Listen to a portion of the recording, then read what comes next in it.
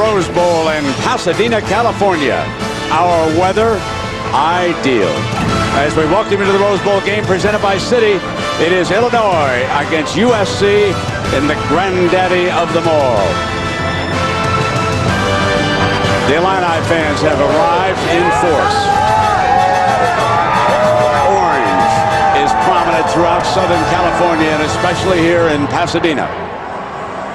But the USC Trojans making an unprecedented 6th straight BCS Bowl appearance. They will see if they can make it back-to-back Rose Bowl game victories. The 4th Rose Bowl in the last 5 years for Pete Carroll and the Trojans.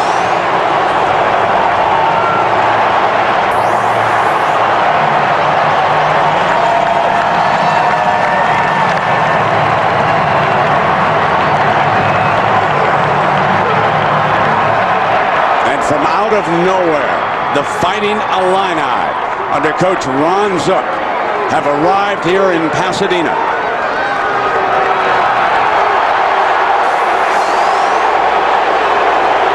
They're a 2-touchdown underdog, but we have just seen one underdog rise up in Orlando. Will we see a second one from the Big Ten here this afternoon in Pasadena?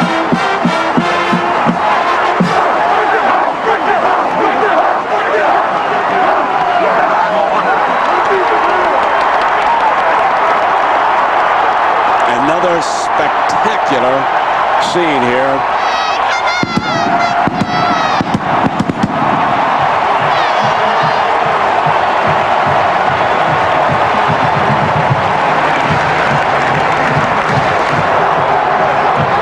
Juice Williams, weight on his shoulders today as the Illini quarterback from Vocational High School in Chicago, the same school that produced one Dick Butkus.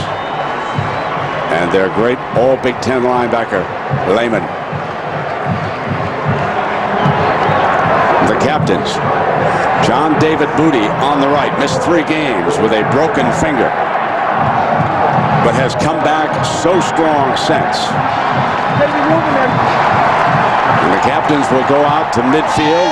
They will be met by Emeril Lagasse, our Grand Marshal, and he'll kick this coin toss up a notch.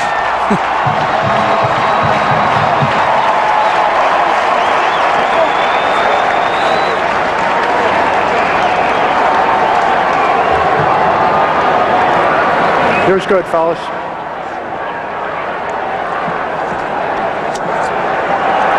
Let's shake hands, guys.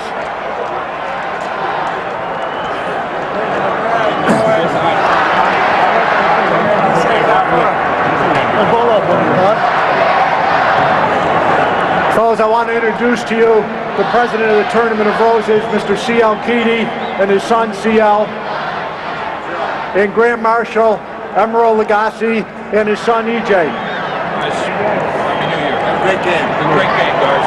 President Keedy, do you have the coin? Fellas, this is a special coin. Illinois on one side, USC on the other. Mr. Lagasse is going to toss the coin and let it fall, and whatever team's logo comes up will have won the toss. Emeril?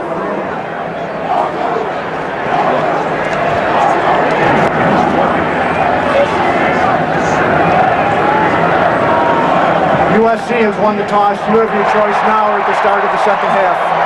You're going to defer? You're going to defer. USC has won the toss.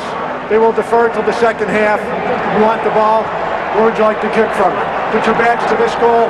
You fellas put your backs to this goal. Illinois will be receiving. Okay, guys, have a good game. Dennis Hennigan of the Big East presiding, and this production available on ABC HD presented by Olivia. The Spanish language version of today's Rose Bowl game presented by ESPN Deportes. To access the Spanish language telecast, press the SAP button. Well, we welcome you to what has already been an exciting New Year's Day. And by the way, Happy New Year from Kirk Herbstreit and Brent Musburger. We welcome you here now to another Rose Bowl game. Let's start with Juice Williams. We mentioned him when he was down on the field. Can he do to this defense what he did to the Buckeyes in Columbus? Juice Williams is the point guard of this offense, this entire team. The confidence that Juice gained in the last 3 games, in particular the Ohio State performance in Columbus, essential for that to carry over into this game. His ability to not only run out of the zone read option attack, but more importantly, his ability to throw will be very important for Illinois to stay in this football game. Kirk, on the other side, the Trojans are as healthy as they've been in recent weeks, certainly since early in the season. What about John David Booty and that injured finger? I think USC is excited to showcase this team. This is the team that I think a lot of people expected to see at the beginning of the year. They got healthy late in the year, and they finally started to live up to some of the preseason hype. And John David Booty, injured against Stanford, tried to play through it, had the big turnovers, and came back to play very well against Arizona State. This SC team comes in on a roll. Ron Zook, Coach of the Year in many of those polls. And look at first 2 seasons, 4 and 19. And one of the great turnarounds in Big Ten history, 9-3. And on the other side, of course, a man who has done so much in establishing, reestablishing, if you will, the USC winning tradition here with the men of Troy. So the Illini will have the ball first. David Beeler will kick it off for the Trojans. Aurelius Ben, their outstanding freshman, and Vontae Davis, both from the Washington area. This one's going to sail into the end zone and come on out on the 20-yard line. Now, when Juice runs that read option, Kirk, who does it put pressure on the defense? Well, it's going to put pressure on the defensive ends from USC, Lawrence Jackson and Kyle Moore, because they are the guy most often that Juice will be reading. But people that have not seen Juice Williams play tonight, you'll see a quarterback that has a physical style of running. He's not Pat White in West Virginia or Dennis Dixon of Oregon. He will run the football, but run through arm tackles as opposed to running by secondary and linebacker play from USC. Opening up in the shotgun. Checking the sideline to see if the play is going to be changed. The first 15 plays are scripted. Mendenhall, the big-time running back, gets the first carry, and he gashes it. About 16 yards, he gashed the right side of that defensive front before Mays could bring him down. 16 yards official. Well, Mendenhall is a back that has Pete Carroll's attention. Talking to him prior to this game on the field, look at the vision and the ability to cut back. The play is designed to go to the right. He puts his foot in the ground and cuts back for a big gain here for the Illini. And the defensive end was much too aggressive. Kyle Moore slashed in on that play. They took advantage of that and ran right at it. Now Juice throws the swing out here. And here is Ben touching the ball. And let us bring in an actor you're going to see on ABC later tonight. Great sports fans, especially of Chicago teams, Jim Belushi, to introduce the lineup.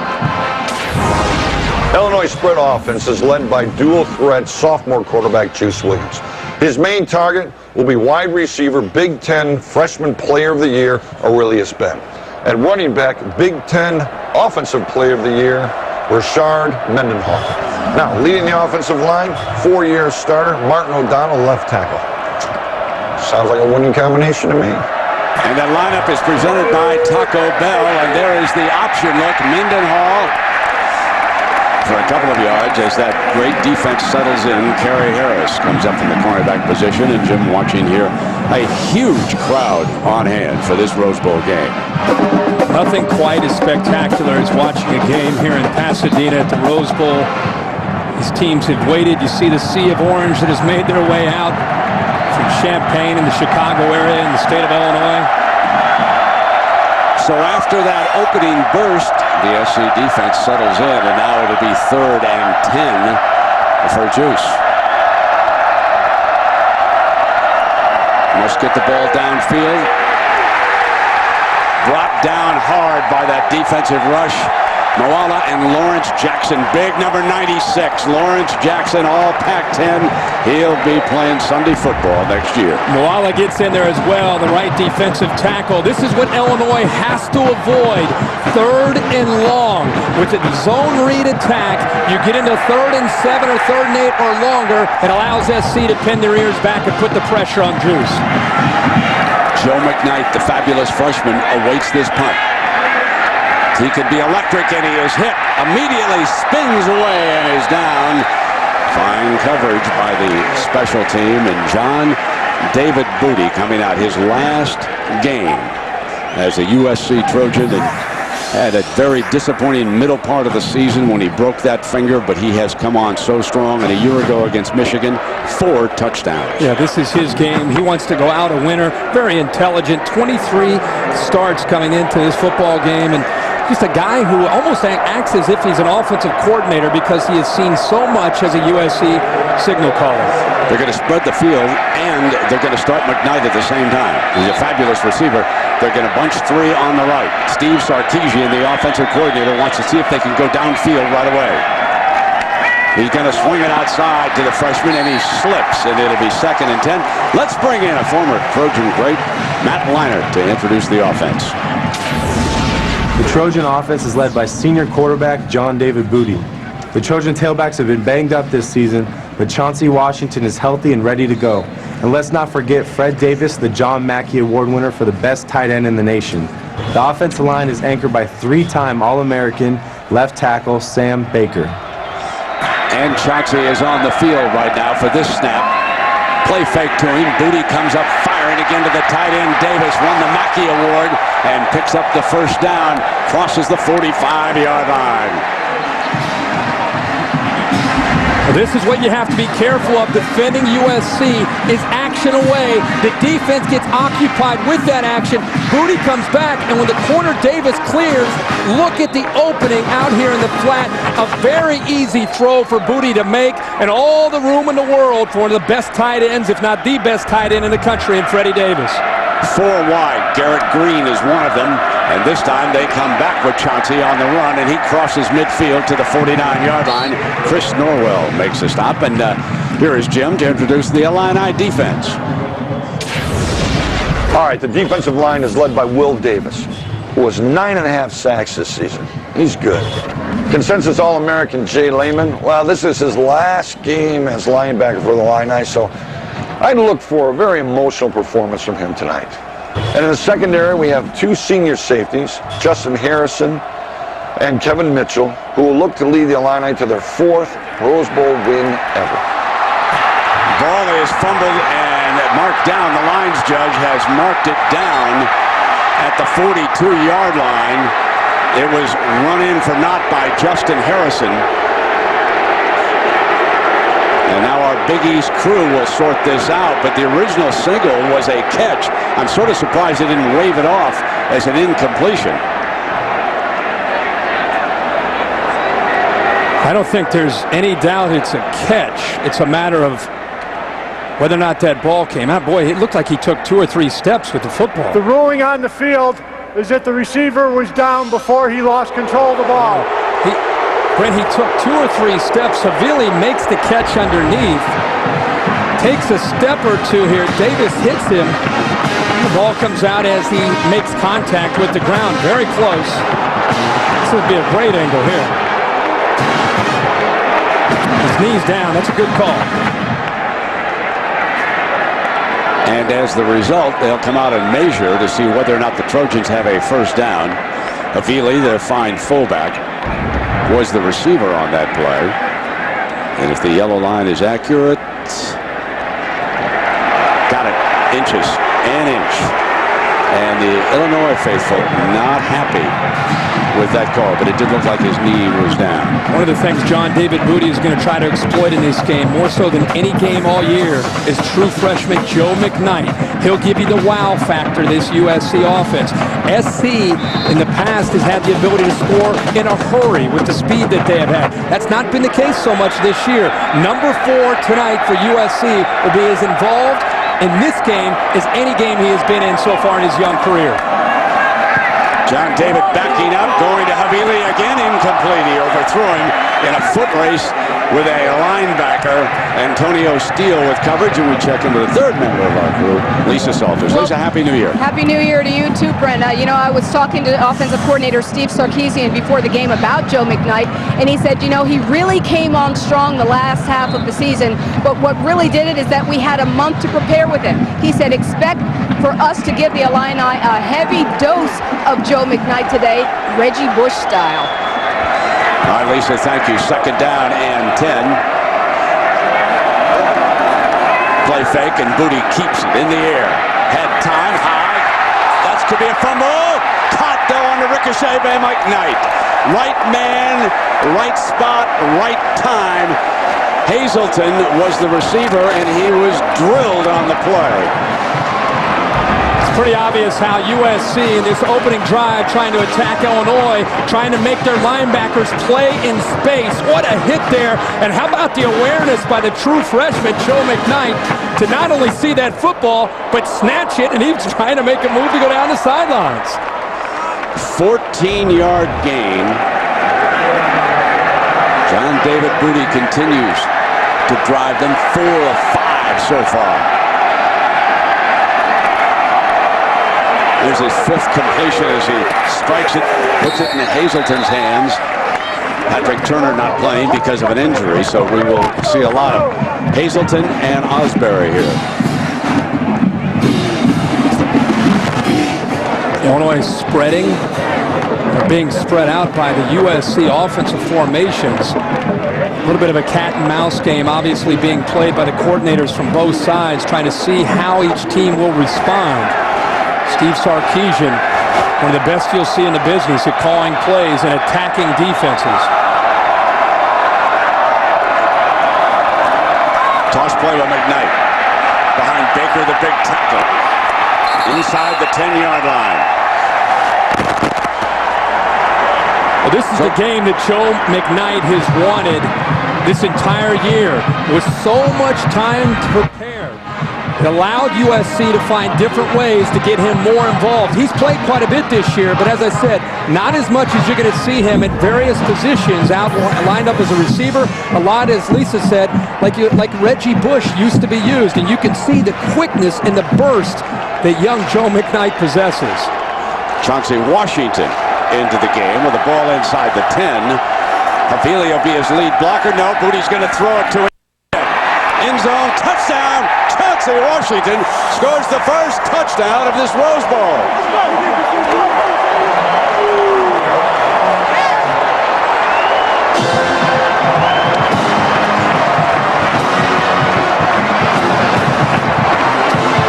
Well, if you're a USC fan, this is exactly how you wanted this game to start. And if you're an Illinois fan, this is exactly how you did not want this game to start.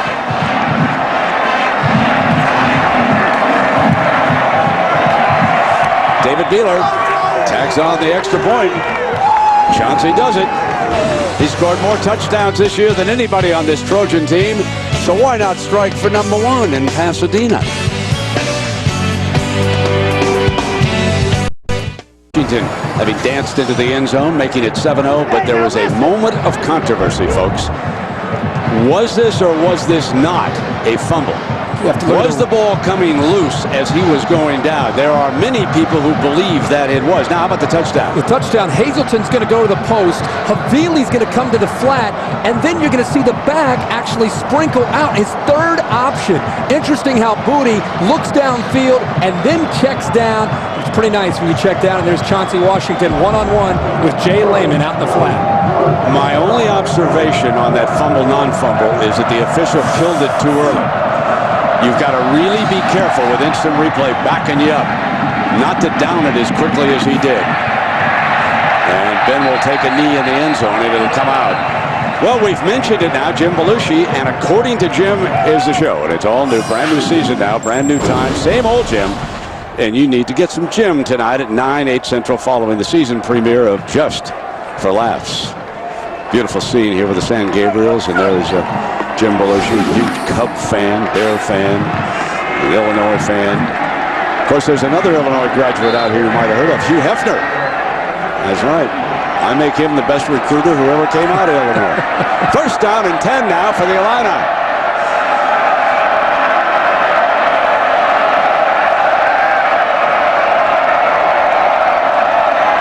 Mendenhall will motion out, option look. What will Juice do? Going to try to keep it. And he probed. Let's have Leinart introduce this great Trojan D. The defensive line features two of the best in the country, in defensive tackle Cedric Ellis and defensive end Lawrence Jackson. The Illini better be ready for USC's linebacking core, led by Ray Maluga and Brian Cushing. And the secondary is very experienced, led by strong safety Kevin Ellison and sophomore All-American Taylor Mays. Incomplete with Matt Leinart standing on the far sideline. Pass intended for Kyle Hudson. Oh, getting checked by security. Will Ferrell on the left. He said, where's your... And that's his friend. Now, folks, there's a story here. You are allowed only 5 sideline passes per team. And Will Ferrell was able to get 2 of them. Look at his face. I think... There you go, Marcus and Keyshawn. Now, Keyshawn came over in a bus. He may have slipped in another way. I don't know that he's one, but he's pretty resourceful, that fellow. Juice back, 3rd down and 3, and now the Illini are going to keep throwing it, and Juice going to run for it. Can he get the first down? He does. And that's where he's so dangerous, and if you go back in time and talk to Trojan fans, one of the things that has bedeviled them over the last few years, mobile quarterbacks. Well, 3 of their last 5 losses, it's been against a mobile quarterback. This time, Juice Williams, remember, 3rd and short, gives Illinois a chance. He drops back, the pocket closes in, he's able to step up. He has enough wiggle room there to step up in the pocket and then use his speed to get to the corner and pick up that first down. And Lawrence Jackson is down. All-American defensive end is on the ground.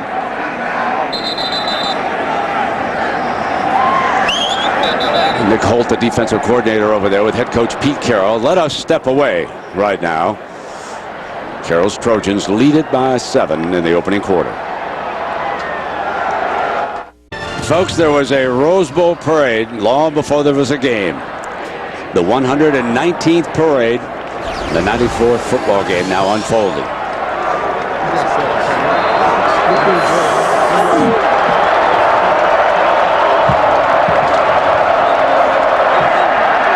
Juice back in the gun here.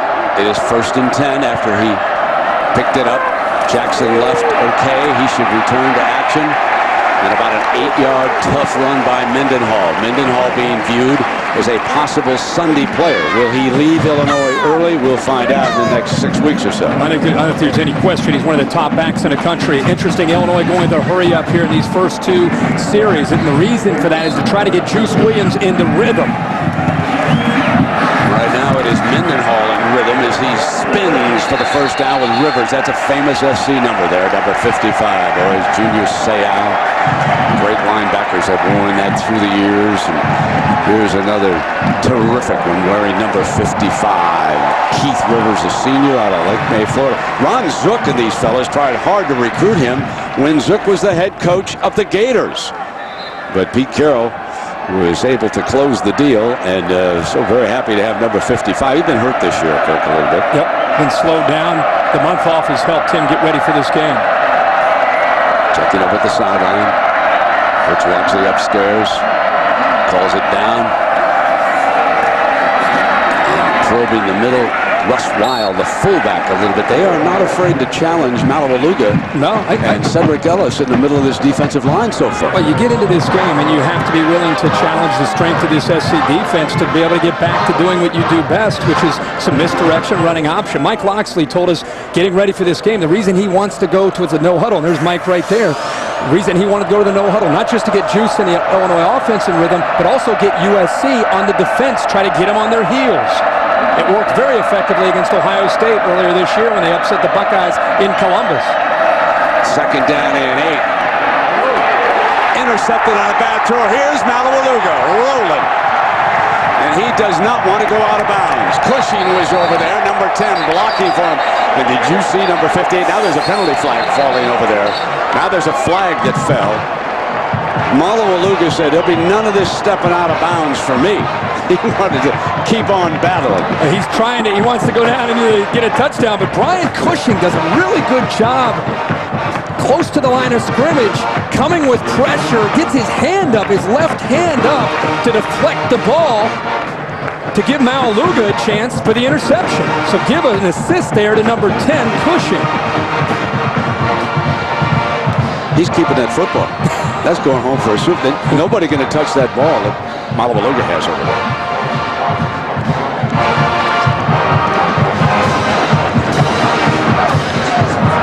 After the play was over, personal foul, number 83 on Illinois, personal foul, number 2 on USC.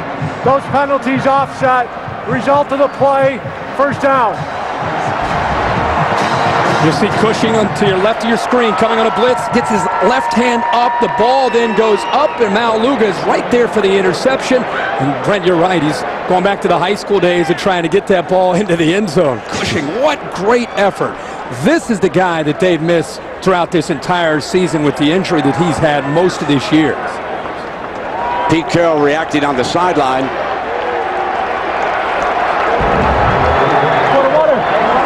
So Malawaluga gives him a first down at the 35-yard line. Double pass coming up, back across the field. Got it. Worked on it in practice. Touchdown! And diving on into the end zone, Desmond Reed. Garrett Green, a one-time high school quarterback, 34 yards of play we saw in practice. An open practice, I might add. If there were scouts around, they saw it, but it was a perfect time to call the play. Strike quickly after a turnover, and that's what the Trojans did. Strike quickly, but the razzle-dazzle in the way it's called and the timing here by Pete Carroll and, of course, Steve Sarkisian, the offensive coordinator. Conduct. Did you see number Reed? 22 on USC.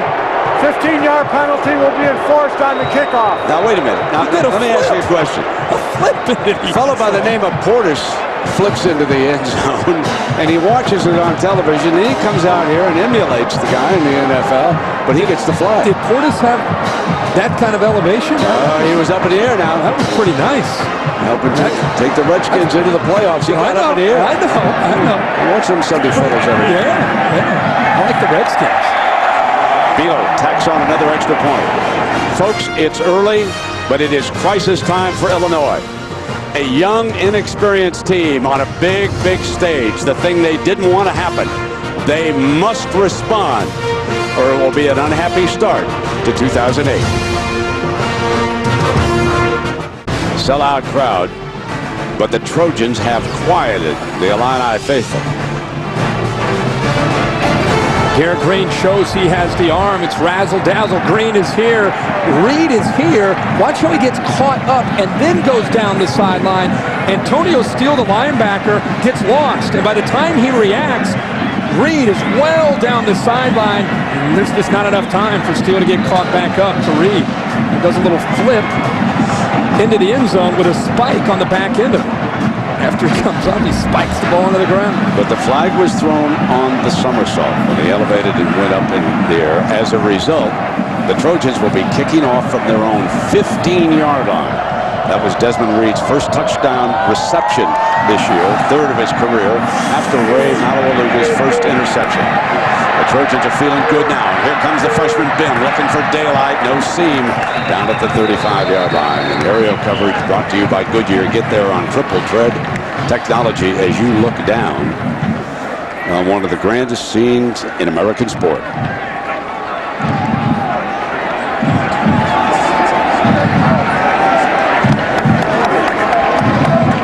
Reason starting fast for Illinois was so important is when you're such a heavy underdog. You hear so much about it for 4 weeks in preparing that you need to start fast to get yourself to believe that you can be with the Trojans and play with them and beat them. When you get down 14-0, it really is going to challenge the Illini.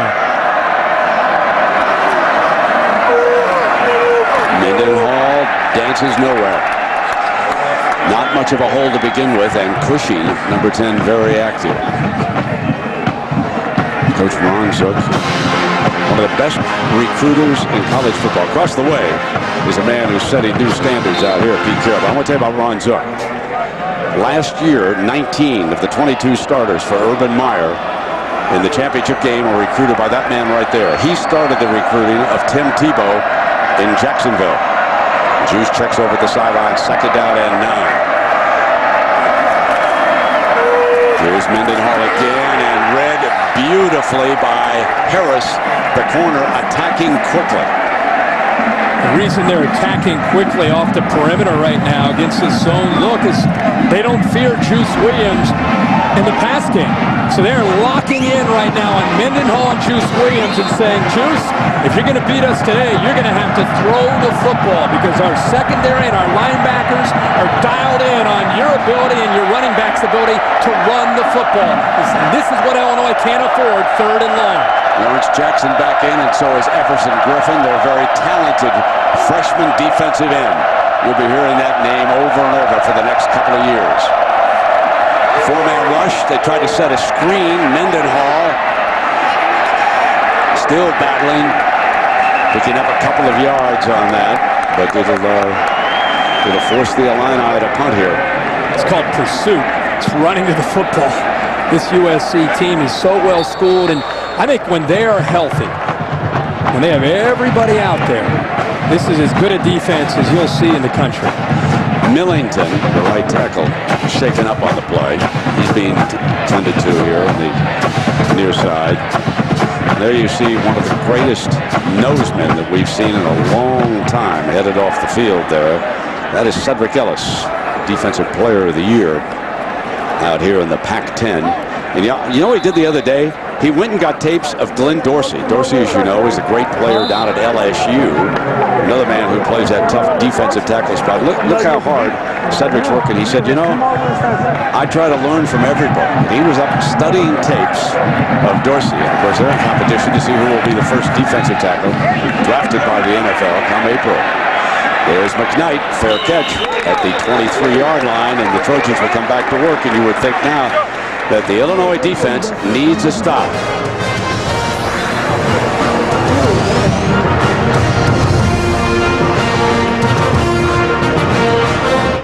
Defend last year's triumph, having beaten Michigan, and you just can't not say enough for the way Pete Carroll has kept this going with USC for the last decade. It's remarkable. You go back to 2002, it started with Carson Palmer. That team ended up getting the Orange Bowl against Iowa, and from that point on, when you think, well, it was Matt Leonard, Reggie Bush, no, it was Pete Carroll.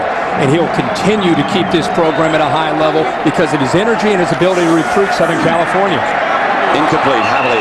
I recommend to all of you out there, and I think you can find it on the internet, the Los Angeles Magazine, go find the profile on head coach Pete Carroll. I read it. It is remarkable what this man does at night sometimes. He heads in with a couple of fellows into the toughest neighborhoods in this city. Goes in and talks to young men. He has helped 40 people get part-time jobs in this city. You talk about being a part of a community. I really recommend that profile. It's one of the best I've read all fall. And off down to Chauncey Washington, who scored their touchdown. We'll give them 3rd and short, chance to pick it up. There's so many weapons on this team. Well, they come at you in different waves and different formations, and that's what I think makes this offense so difficult to deal with, is not just the skill, not the talent, but Steve Sarkisian and the way he attacks, the different ability to get in formations, the way they attack not only downfield, but they'll stretch you horizontally, and it's not your spread offense. This is more of the West Coast offense. On 3rd and 3, there's that bootleg booty. Hadley for the first down. Healthy now, and I don't think John David Booty has ever played any better than he has this last month for the Trojans. And now that he is healthy, he's showing America what he was expecting for his entire senior year. This is the bootleg. First 2 plays of this drive, they're running the football. They get Illinois, the linebackers, and the defensive backs out of position. And look who they're throwing the ball out to out in the flat downfield now. Havili, the fullback. And you're going to see the fullback, Havili, and the tight end, Fred Davis, involved heavily today in the pass game. Hazelton's off to the left. Swing to McKnight. And that will lose 4 yards. Let's check in down below with Lisa. Well, Brent, if you're an Illinois fan, you certainly wouldn't be happy with the body language down here on the Illinois sideline, particularly when the defense was on the sideline. And for these guys, they were saying all during pregame warm-ups to me that they were so tired of hearing how they didn't have a chance in this game, and they knew they had to start off tough. But just think about what a lot of these guys went through. The one season with one win, the next season just 3 wins. And Kevin Mitchell was saying this was the first Thanksgiving where I was actually proud to wear my gear when I went home. My relatives weren't saying what happened to you guys, and this is certainly not the start that they wanted. Yeah, indeed, and there's the great tight end. His second catch, Fred Davis, a senior from Toledo, Ohio. Hicks makes a stop. On that shot of the sideline, though, I will tell you, it was a collective deer in the headlights look like. I was going to say, that's where Juice Williams needs to step up. Hopefully, for Illinois' sake, he will do that. But when you feel the energy, look at the faces. We're in the first quarter. You feel the energy like that. Juice Williams has to do something as the leader to keep his team in this football game to believe that they have a chance. The Somersault kid, Desmond Reed, back on the field. He's a fine receiver. Intercepted at the 35 as the receiver had slipped. Justin Harrison breaking for daylight to the 19-yard line, and just what the Illini needed as the receiver fell, allowing Harrison to pick it off. Now let's see the energy from that sideline. Now it's a sea of white, and they're jumping up and down, and you're right, Brent. You needed something to spark Illinois to get back into this game, and who better than Justin Harrison, a senior who's been around some tough years in Champaign. This time steps up, and I actually think he broke on that ball so well. Even if the receiver didn't go down, Harrison's in position to make the play. I agree with you. Good call on that one. Kirk, he was going to make that pick regardless. So let's see what Juice, Mendenhall, and the rest of this offense can do. Big point in this game. Down 2 touchdowns. 3:51. Opening quarter here in Pasadena. A change up on the sideline is signaled for it.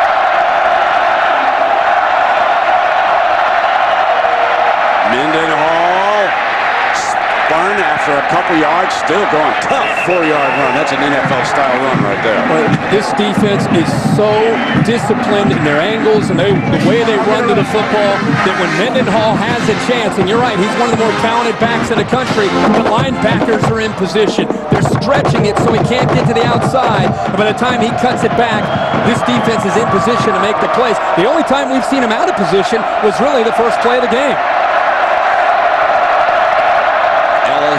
Head up on the center. Ellison creeps up the safety like he's coming. He's indicating blitz, and here he comes. They swing it against it to Mendenhall, and Ellison on the blitz stops him short of the first down, coming from behind.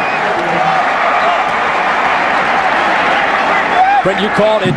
SC coming on the blitz. Ellison from the left and pushing. The linebacker almost gets to Juice Williams. Believe it or not, that is a short pass, but a perfectly thrown ball by Juice Williams out to the flat to give Mendenhall a chance to catch it in stride and get upfield and not have either an incompletion or a significant loss. Manawinui making his presence felt for the first time, and now 30 short. You would think this is 4 down territory. Juice keeps it straight ahead.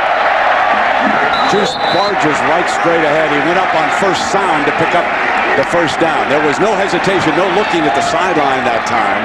So they jumped up there, brought him right up under center, went on first sound, and he picked it up. Every time I see Juice Williams get under center for a quarterback sneak, I think back about the courage that Illinois had when they went for it on 4th and 1 against Ohio State, and Juice Williams looked like he lost the ball maybe for a second, but his leg drive gets him across the first down line. Big opportunity here for Juice and the Fighting Illini. First and goal.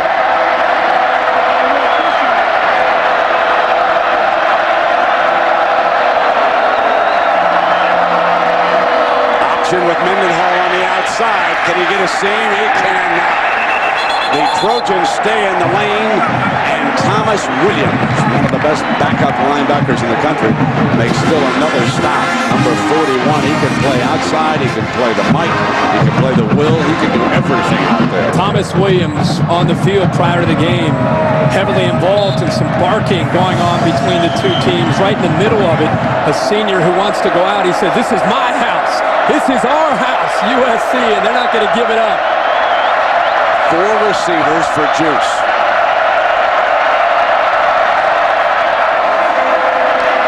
Deflected again.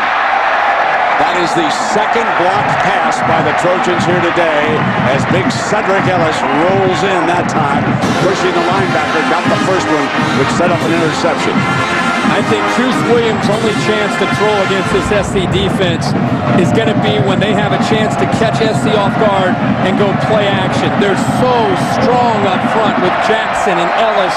They can get penetration with just 4. It allows them to defend the pass with 7 on the back end just because they're so talented up front. When they get into obvious passing downs, it's tough. 3rd and goal, and they're backed up to the 12-yard line. Cannot afford the big turnover here.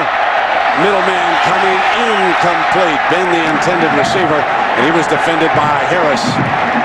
So Rita will trot onto the field, and Illinois will settle for 3. But after that 45-yard interception return, they miss a golden opportunity to cut the Trojans' lead in half. And Nick Holt and Pete Carroll believe in pressure, whether it's 1st down, 2nd down, or 3rd down. And there's Williams again, 41. Gets right into the middle, right into the vision there of the quarterback, Juice Williams, and applies that pressure. 29-yard attempt here for Rita. Hard to the left, no good. Pulled it.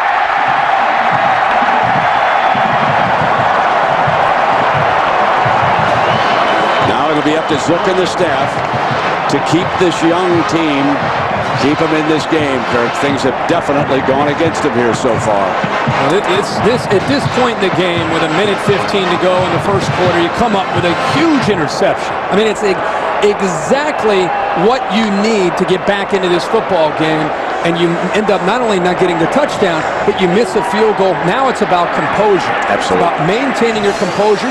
This is a team that had won, 8 games in the last 4 years combined. They won 2 games last year. Now they're in Pasadena against one of the greatest teams in the country in USC every single year. Hold your composure down 14. Now the Illini show blitz are coming from the backside against the run. McKnight, the freshman, does great dash. About 13 yards on that 1st down carry. Well, we have talked about the season, and for Illinois, it's just a great turnaround. 8 wins in their last 4 seasons combined, and then they explode for 9 this year. We've talked about the great win in Columbus, and they nearly swept away all the Big Ten awards. James Laurinaitis winning the Defensive Player of the Year award. And their last bowl, the 2002 Sugar. Now, the BCS championship game was played out here in Pasadena, so instead of making their way to the Rose Bowl, they went down to the Sugar Bowl, where they lost to LSU down there. That was under Coach Ron Turner. Here's the handoff, and it's slipping as he goes down in the arms of the defender. So that's McKnight, the freshman, and he is getting his big workout. The young man recruited out of the state of Louisiana. Man, everybody wanted him down there.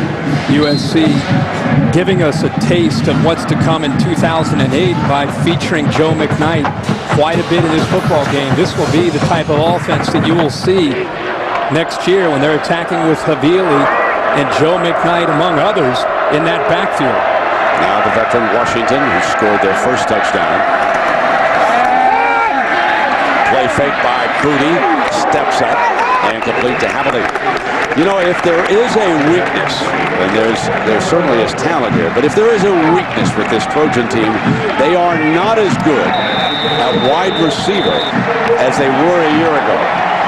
Dwayne Jarrett, Steve Smith, they're not walking through the door. They got to develop some wideouts. The Rose Bowl game presented by Citi returns after this message and a word from our ABC stations.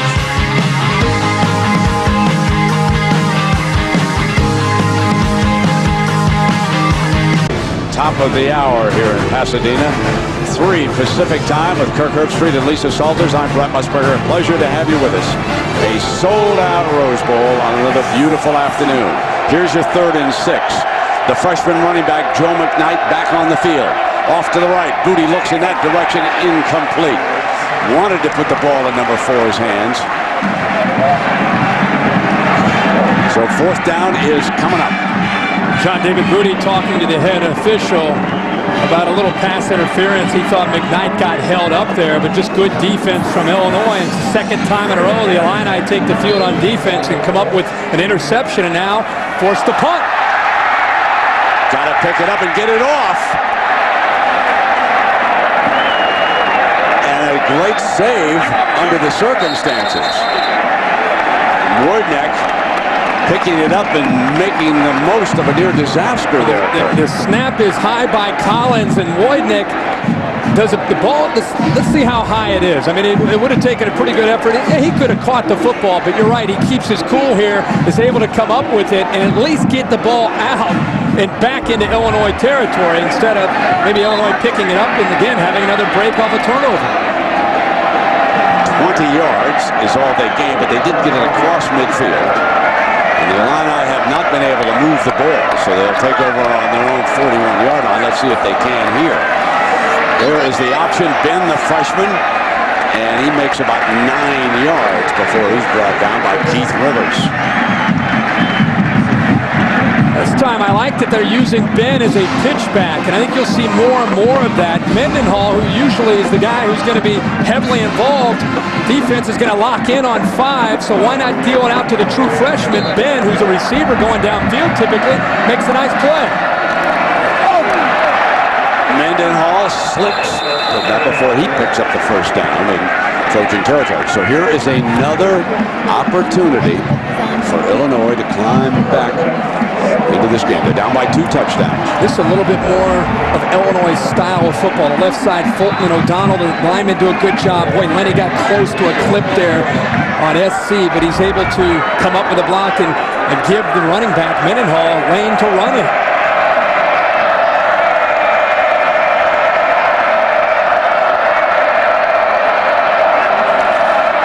SC coming on a linebacker blitz. Williams made it successfully. Blitz the run and makes the stop. He's having a big afternoon, and he's just a reserve. Well, right now, Juice Williams, because Illinois has not shown any threat at all of throwing the ball downfield, Pete Carroll has his linebackers completely dialed in to the running backs and the quarterback and the threat of them running the football. Illinois is going to have to make a play in the pass game to get this offense going and get them in the sync. They blitz Mendenhall again. So they are coming off the corner. Terrell Thomas, number 28, on the blitz that time, and they pull Mendenhall down from the backside. They're getting a read on this offense. Absolutely. Right now. Yeah, if you talk about offenses trying to get into rhythm, SC's defense has been in rhythm because, again, when you're one-dimensional, and we knew coming into this game that Illinois has been pretty one-dimensional, but they've had the ability to run the football and create and manufacture opportunities against 8- and 9-man fronts. But USC is not your typical defense, and they're locked in right now, again, on that running game.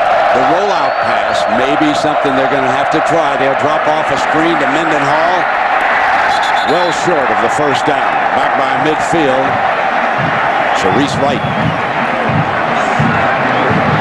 Illinois, last 2 times they've had the football, they've had a chance to move it into SC territory and not been able to come away with anything.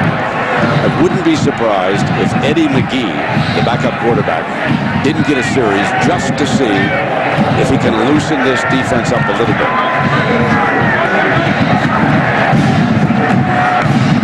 Santella. Reed lets it go for the end zone. They'll come out on the 20-yard line. We take a break now. So far, if you just joined us, the Trojans are in control. Lead it by 14 points, 2nd quarter. There was a time when the Illini were giants. Dick Butkus with his wife Helen alongside. It's some fun. Probably Jim Grabowski who came out with Dick, and they won a Rose Bowl back in 1964.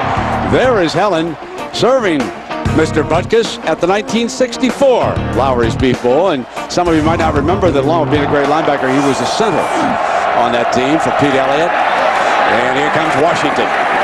Picks up 5 yards on first down. But this was something. Oh, man. If I could tell some stories. He was out talking to the team the other day and getting them all fired up. Looks like he's having himself. Maybe they sent him a Lowry sandwich. I could take one myself.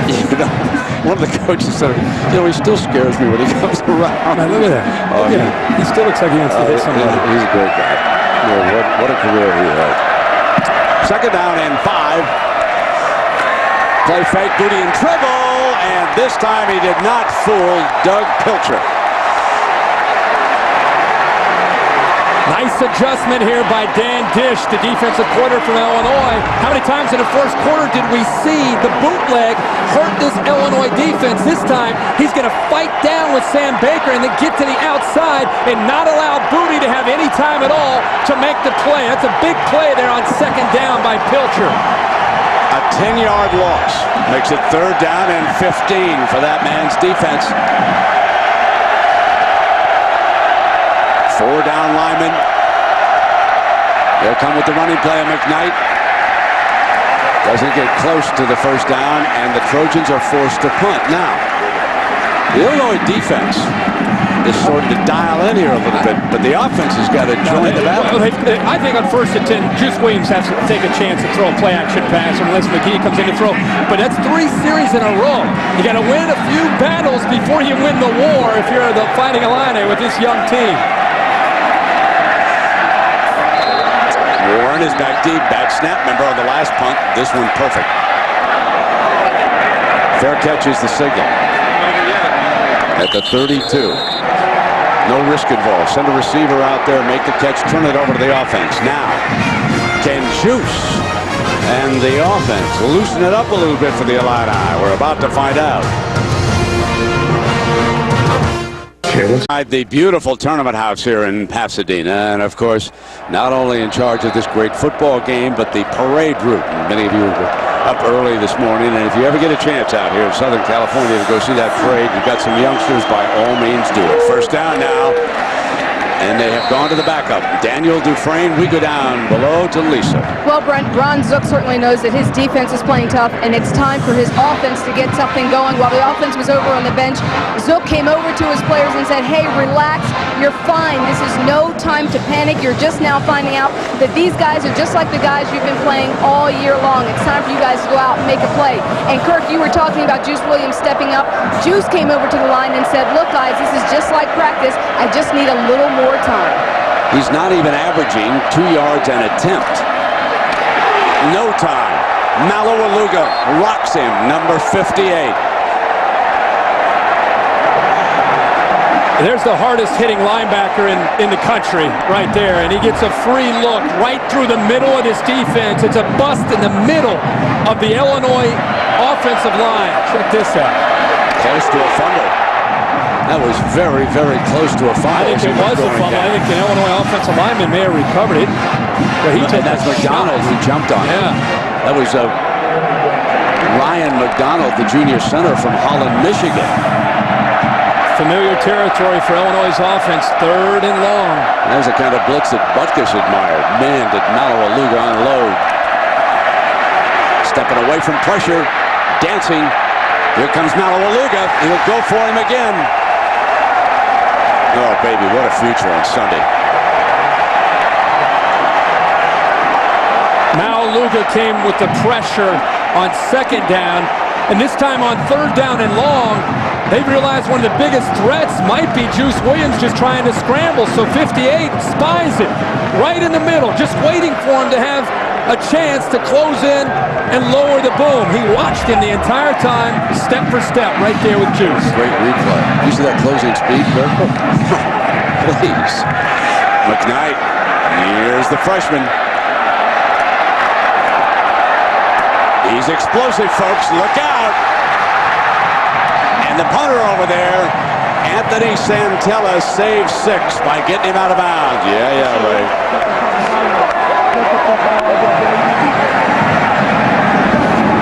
Want to see why it's tough to play against this defense? Saddle up against number 58 and these linebackers. maybe the best trio in the country.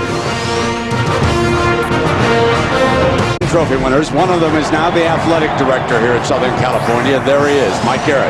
Does not deserve, I should say, does not receive enough credit for the hiring of Pete Carroll. There is a man who had his eye on someone who coached defense. There are a couple other Heisman Trophy winners, not to mention Mr. Lott down on the sidelines. We know where 3 of the passes went. We've accounted for, I think we can count for all 5. And Booty fires, blocked. Is it a live ball? I think it's incompletion. It's Justin Harrison. Yep. Justin Harrison, who came up with the interception, has been roaming center field very well here in this first half. Remember, Fred Davis a little out and up. He has his man beat, but Harrison as a safety lowers the boom there, and a very nice timed up perfectly by Harrison. Harrison having a big day. 45-yard interception. Gave the Illini a chance, but the offense can't do anything against this Trojan D. Second down and 10. Booty in trouble. He's going down. Sacked that time by Britt Miller, the linebacker, number 44. Illinois bringing some of their own pressure. This is a very poor attempt by Chauncey Washington to try to pick up the blitz. Watch Miller goes right around him. Chauncey Washington just dove and missed. Made it pretty easy for Miller, who's got great speed for his size. Look at the whip. Miller says, I will take that sack every single time. And that's the thing. If you can get to Booty and disrupt his timing, he doesn't have the mobility to get away from that pressure. Third down now for the SC offense. Needing 20 after the 10-yard loss. Here's McKnight. Dances left. Looks for that sideline. Ooh, is he pretty? Vontae Davis, a very talented corner coming up on him, but you can just see the explosiveness number 4 I just possesses. Love this guy. Everybody in the world recruited this guy last year. And there's a great book about that, Meat Market, by Bruce Feldman. Yep. Again, it's Meat Market. If you want to learn everything about the recruiting of Joe McKnight and who was involved, pick up that book. And you can see why he was recruited by everybody. Every time he gets his hands on the football, you just hold your breath and you wonder if he's going to hit a seam and take it to the house. A bit of heat on the long snapper here for the Trojans. Will Collins, remember, he sailed, number 50 sailed one high early. 4 times in a row, Illinois' defense keeping them in this football game and giving them reason to believe that they can come back.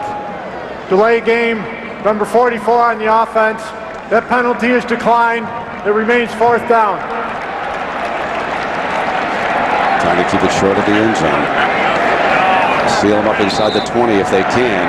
Give himself a little more room. Great. Wojtek, the punter.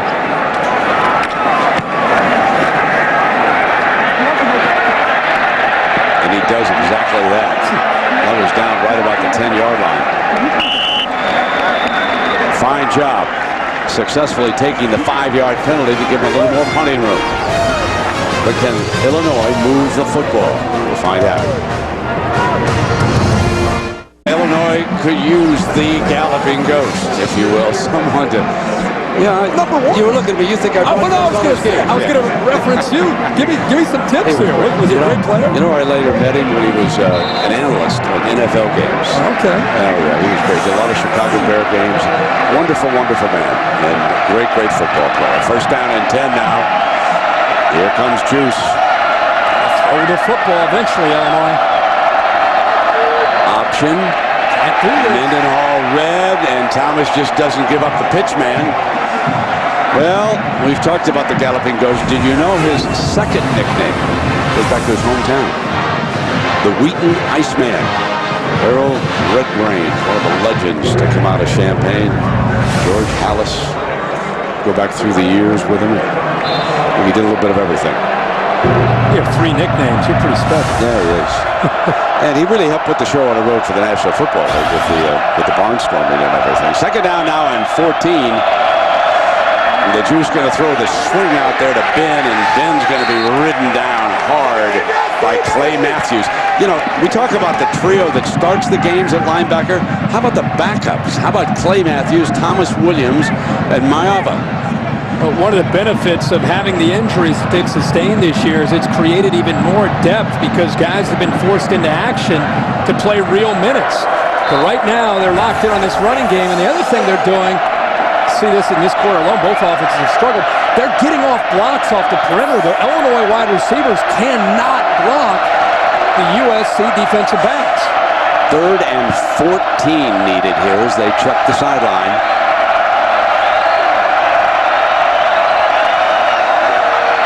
Not going to pick up 14 with that run against this defense. No way, no how.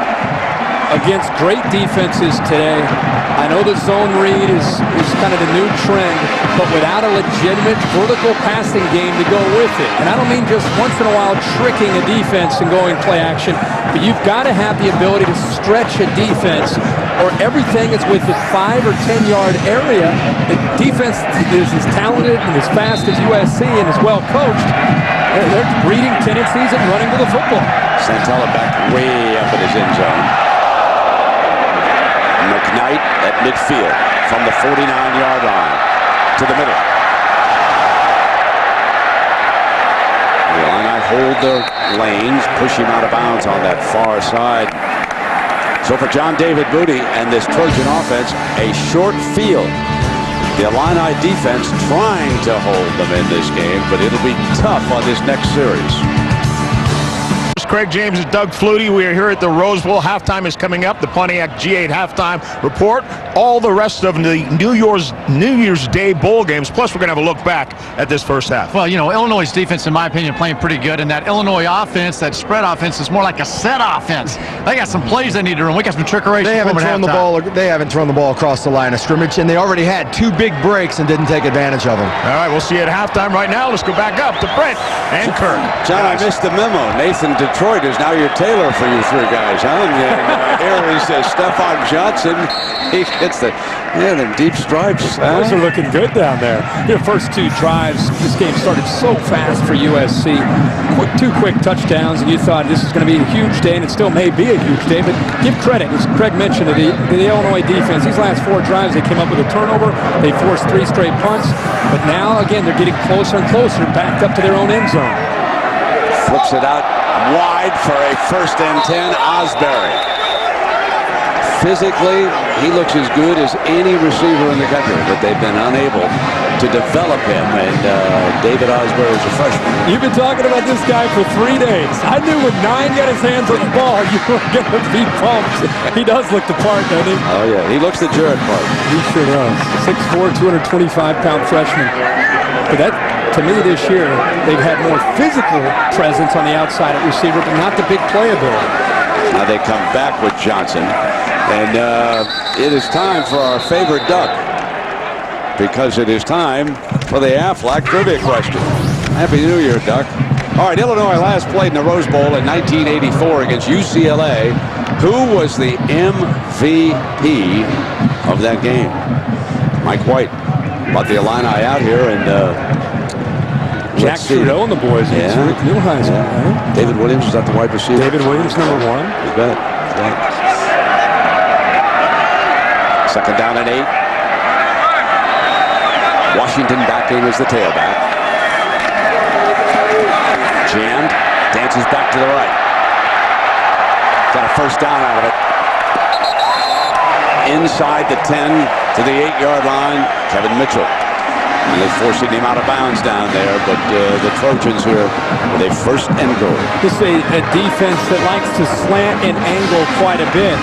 They slanted the right way. They had this play closed, but they didn't close the gate here on the backside, and allowed the nice room here for the running back, Chauncey Washington, who used his eyes to be able to see this play was going nowhere and had the presence of mind to cut that back, and there was nobody left on the backside, and another big gain for SC. Washington scored the Trojans' 1st touchdown. Still battling his way toward the goal line. It'll be 2nd down and goal from about the 3. Even though these last 4 drives have not gone well, you still, even from up here, sense the confidence from USC. Why not? You're rotating second and third team receivers and running backs into the game. Guys are staying fresh. They just continue to put more and more pressure on any defense that they face. Johnson off to the left. Thompson, the H-back look. Banging to the end zone. Touchdown. Chauncey Washington's second touchdown of the game.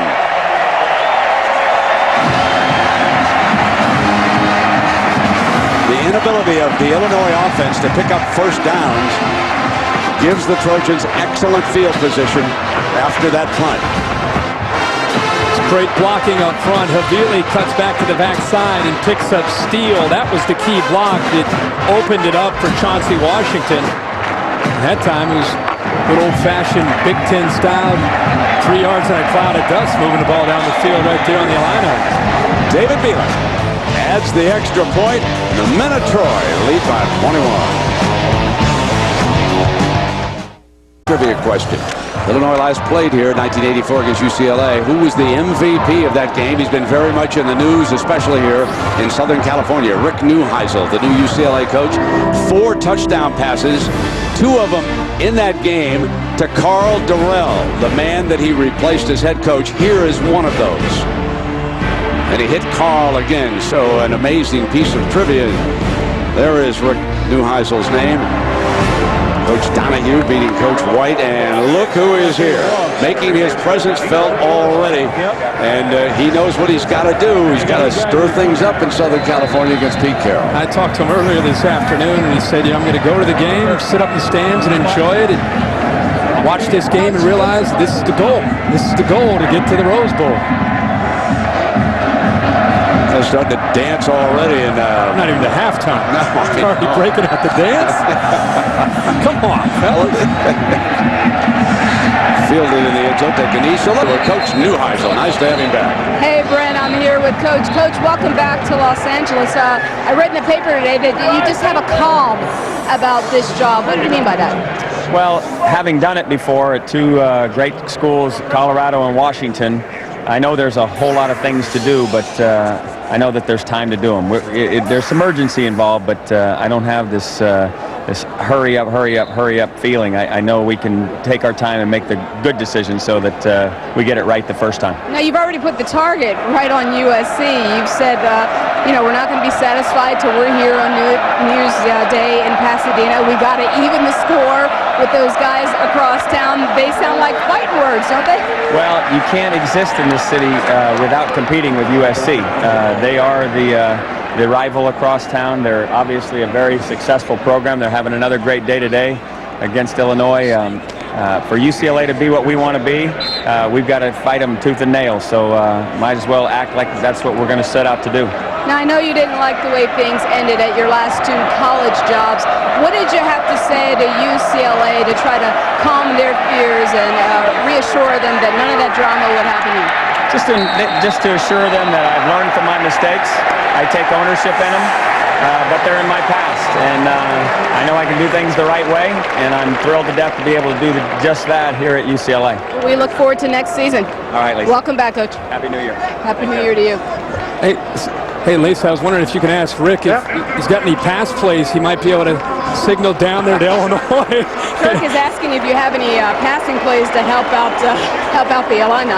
Tell them they need to start on first down. Let's get a couple throws on first down. Exactly. Thank you.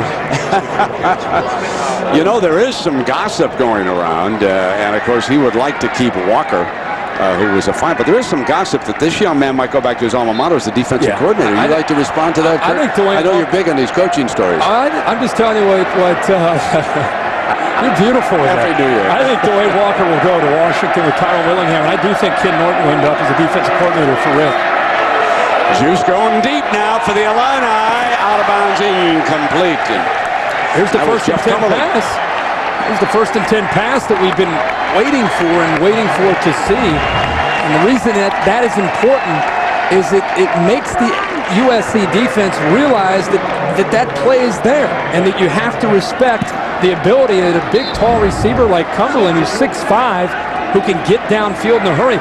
Cumberland is a guy that they want to try to get the football to finished the year strong with 4 catches and 131 yards and a touchdown against Northwestern. Athletically, he matches up here with this USC secondary. 2nd and 10. Here comes the blitz. Juice gets it off, complete, goes back to Cumberland. Now Cumberland was a converted tight end, and he's another big wideout, and he could make his presence felt in practice. He was alive, and this is what they got to do, just what you've been saying. Again, athletically, he's out of Brookhaven High School in Columbus, Ohio. Very, very talented player.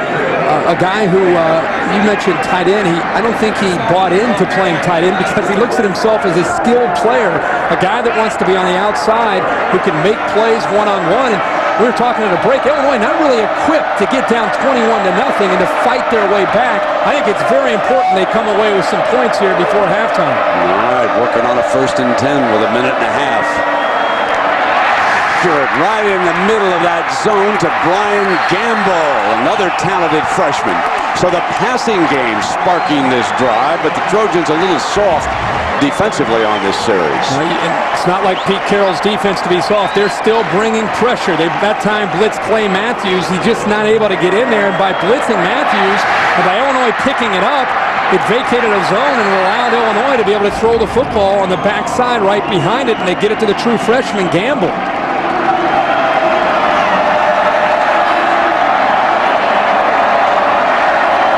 From the 23-yard line, Juice checks that sideline.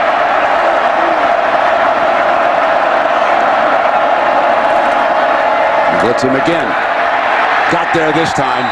Battling his way in was Ray Malawaluga again. Wow.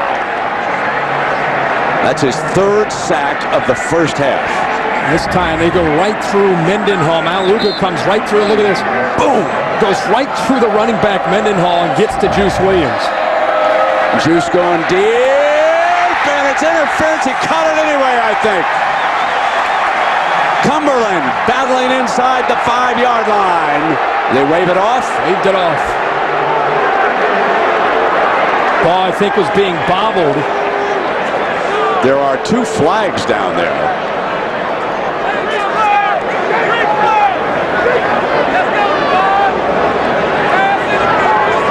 Pass interference. Number 24 on the defense. 15-yard penalty from the line of scrimmage. 1st down. Let's take a replay look at this one now. See if that ball is being bobbled, if he ever has control while his feet were trying to get down. It's a great effort by Cumberland. He's fighting back and forth. He has the football, and then because it came down as his left foot's down, and the ball, I don't think he secured the ball, but nonetheless, they get the pass interference call. In the red zone with an automatic 1st down. Bringing the freshman around, faking, going end zone too deep. 2nd down and 10.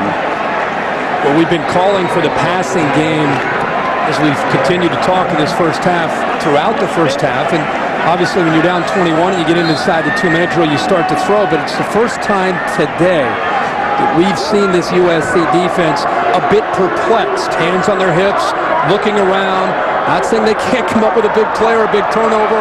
They're going to continue to blitz Juice Williams. It's the first time they're actually having to think and having to react. 2nd down and 10. Dancing to the left. Steps out of bounds, stops the clock. 50 seconds left here in the first half. A field goal, in my opinion, is not going to help you. Sure, you get on the board, maybe helps morale going in at halftime. You need a touchdown. If you're here to get into this game and win it, and try to convince yourself that you can still win this game. It's a team that was down 23-6 to Missouri in their opening game of the year in the second half and came back to win. If you want to try to get yourself to buy in and believe you can win it, then I think it's essential you come up with a touchdown. Yeah, that opener in St. Louis, Missouri, winning that night. 3rd down and 5.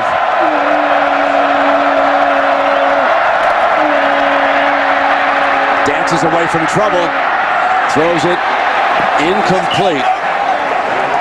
And here comes 4th down with 42 seconds remaining. And Coach Zook has decided he's going to try to get on the board. Rita trots out onto the field. He does not want to come up completely empty-handed. He has made the call. Let's eliminate the goose egg. Let's regroup. And again, they're going to stop the Trojans here in the last 40 seconds. John David Booty can get down the field in a hurry. It's a 28-yard attempt. He has missed one already. And now the Illini are on the scoreboard. So they're not shut out here in the first half. Well, Sunday at 9, 8 Central on ABC. Desperate Housewives kicks off the new year with an all-new episode in the aftermath of a disaster. All the lives on Wisteria Lane are forever changed, followed by the new series preview of Kashmir Mafia. Kashmir Mafia. Opens up all sorts of possibilities when you think about that one. However, back to college football. Big win. Let's talk about Lloyd Carr. Congratulations to the outgoing coach of Michigan. Went out a winner. Big, tough victory against Florida today. You knew Michigan was backed into a corner. Nobody gave them much of a chance at all to compete with the Gators in this game in Orlando. And they came out swinging. They really played determined on offense. Defense came up with the plays that they had to late. And to be able to send out Lloyd Carr a winner, to see the celebration you and I were watching from upstairs, can only imagine what's been going through the mind of these players during this transitional period. But Tim Tebow, at the end of the game, couldn't come up with the plays, and it's Henny and the Wolverines who get it done. Heisman hangover. Statsman George Hill for the third consecutive year. Tim Tebow, Troy Smith, and Reggie Bush have gone down in flames. I think we could probably continue to go back, and you could find a lot of Heisman Trophy winners that, for whatever reason, has struggled, whether it's the pressure or what have you. But today, I think it was just a determined Michigan football team. So much for the Big Ten can't run with the SEC. I think it shows you about determination and attitude and how that affects you when you show up to a bowl game. Florida gets some of their own medicine today. Ronald Johnson, there is a flag down on this kickoff. Still darting out to the 38, but there's a flag down. We got a couple of them. We got yellow all over the place. 21-3. The Illinois defense has played well here today. When you think about it overall. Well, especially the way the game started. I mean, remember the trick play? You're down 14-0 against one of the best teams, if not the best team in the country. And 4 or 5 series in a row, they definitely have stepped up. But the field continued to tilt off of special teams and the punt, and it just continued to get further and further back, and you wonder how much Illinois has gotten worn out on the defensive side of the ball. Remember when you showed that blitz by Malibu when he blew Mendenhall up? Yeah. Coaching staff at Illinois tells me that's why he should go back to Champaign next year and not to the NFL. Yep. Offsides on the kicking team. Illegal block in the back on the receiving team. The penalty's offset. The ball will be re-kicked. So what we got to do over? Yeah, Maualuga is known, Brent, for that vicious hit last year on Patrick Cowan against UCLA. It's kind of how he got on the map nationally, but anybody who follows the entire country of college football knows how good he is because he's so versatile, so powerful, and so fast. And I think instinctively he continues to get better, and there's a big question for him. Junior year, 3 sacks today. There's no question for him. Well, not so much if he's coming out or not. I think we know that. But how high does he go? Well, it's interesting. Where do you put an inside linebacker in the list? I mean, how do you rate it against quarterbacks, running backs? It'll be interesting to see where these fellows go. Remember when Junior Seau played at USC? Great player. The combination of all those skills, the power, the quickness, the instincts. He could rush the quarterback. He could defend the run. He just did everything. I mean, he was one of the best linebackers ever to play in college football. Was he on that list? Future Hall of Famer. He should be on that. Absolutely. That list. Coming up at the 29-yard line, and Eli Stone, Thursday, January 31st at 10/9 Central, new series premiere. Johnny Lee Miller is Eli Stone, so it's right after the season premiere of Lost. A lot of good stuff coming up. It shows you'll be working some hoops. Don't forget, Ohio State at Illinois, Thursday night on ESPN. Yeah, before you head to New Orleans, right? Get ready for a little ESPN radio. That'll be great seeing down there. LSU and Ohio State, champions of the SEC and the Big Ten. Chauncey Washington back back in now. Second and 10, and now I'm sure the Trojans are just run this out now and take it on in to the locker room, leading 21-3. A very strong first half performance.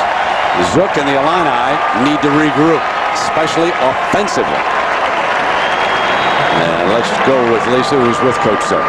Thanks, Brent. Coach, you opted to go for 3 on that last drive, but the offense has been struggling. What's been giving your guys the most problem? Well, I think, number one, we're killing ourselves on both sides of the football. We're not playing the way we're capable. We got to settle down and play. I mean, we're not getting the blocks. We're having trouble on the outside in the perimeter game. We got to make sure we block on the perimeter. We're just not settling down and playing the way we're capable of playing. If the offense continues to struggle in the second half, might we see Eddie McGee? There's a chance of that, but I don't think we're going to. I think each series we've gotten a little bit better. Now we just got to settle down and play. Thanks a lot, Coach. All right, Lisa. Thank you. Stay tuned for the Pontiac G8 halftime report. John Saunders, Craig James, and Doug Flutie after this message and a word from our ABC stations. We welcome you back to the Rose Bowl game presented by Citi with USC in the Pac-10. Leading Illinois of the Big Ten 21-3. And we get ready, Kirk Street with Juice Williams warming up down there on the sideline. He has got work to do here. 79 total yards for the offense. We're watching him warm up throwing the football, and maybe we'll see more of that in the second half. He threw for 55 yards in the first half. 39 of those came on that final 2-minute drive when they moved the ball down the field. So it's been a one-dimensional attack for Juice Williams and this Illinois offense. Our Home Depot coaching adjustments are they've got to get the ball vertical. They've got to get it downfield because SC has locked into Juice Williams and Mendenhall in the first half and really forced Illinois to play in a position where they're in a discomfortable position offensively. And the way to get back in this game, if you're Illinois, you're kicking off to John David Booty and USC. They've got to make another big play on defense to get the ball back to Juice Williams to see if they're ready to make the adjustments. Jason Rita kicks off to start the second half. Desmond Reed, who scored one of their 3 touchdowns for the Trojans, is short of the 20-yard line. And we check in down below with Lisa Salters. Lisa? Well, Brent, I just spoke to Pete Carroll, and he told me that he likes the way his team is flying around on defense. And he said offensively we're playing solidly as well, but we have to execute in this second half. We've got to keep the pressure on Illinois. I was able to talk to Patrick Turner on the way out of the locker room. You know that Patrick isn't playing in this game, but I asked him what Carroll told the guys in the locker room, and he said he just told the guys, don't let up. Don't wait around to see what happens in this game. Keep pounding these guys. Brent? So on the first play, you could see Turner, who's not even in uniform here today. Did not play much down the stretch. Had been their leading receiver for a time. And Davis with a big first down to start the second half, and they get him going against Jay Lehman that time. Well, that is exactly the way USC wants to attack this Illinois offense, is spread them out and allow the tight end, the best in the country, and Fred Davis to get one-on-one in space against Jay Lehman. SC will take that matchup every single time because of the speed and versatility of Freddie Davis. Center Matt Spanos leads him up out of the huddle. Davis won the Mackey Award as the best tight end in college football this year. Booty, pocket stays clean, comes right back to him. And Davis across midfield, 2 catches, and they feature the senior from Toledo. See, this type of offense, where you're under center, you've got a tight end, you've got 2 backs, 2 receivers. For the most part, this West Coast offense, you can still spread out a defense horizontally and vertically by your formations and by your route running. First 2 plays, it's exactly what Steve Sarkisian wants. The adjustment is spread them out, attack the Illini defense in the interior against those linebackers. So 18 and 15 yards to open the second half. Booty with a deep drop, got a man open. Fires high and incomplete, and curling was David Osbury. We'd love to have that one back because first 2 plays attacking the middle of that Illinois defense. Illinois very conscious of that, so it opened up the outside. It was a good read, just a poor throw that time by John David. Vidal Hazelton checks in. Dale Thompson, the other tight end. Rachel and Byers, the guards. Down in that offensive line. Here's Chauncey. He is stacked, and this will bring up 3rd and long. So Britt Miller, the junior from Decatur, leading the D that time. And it's defensive line. It's really the strength of the Illinois defense. And I want to reiterate, they're a defensive front that loves to take chances by slanting. And they continue to guess right. This time they slanted in the exact same direction that Washington was running the football, and he had nowhere to go. You know, we have not even mentioned Martez Wilson yet. He's one of the finest young linebackers in the Big Ten. Number 2, recruited out of the Chicago area. He is just now checked in. 3rd down and 11. Receiver fell, and it'll be 4th down. It was Davis was the intended target. And there you see Martez on the field. He is a young man with a tremendous upside. 6'4", 236, came out of Simeon High School. Without a doubt, the most gifted, physically the most gifted player on the Illini defense. Just a young player. They were hoping to try to get him 30 snaps today. Warren is back deep. Fields it on one hop and snagged at the 11-yard line. Sharice Wright, number 24, making a fine tackle for the Trojans.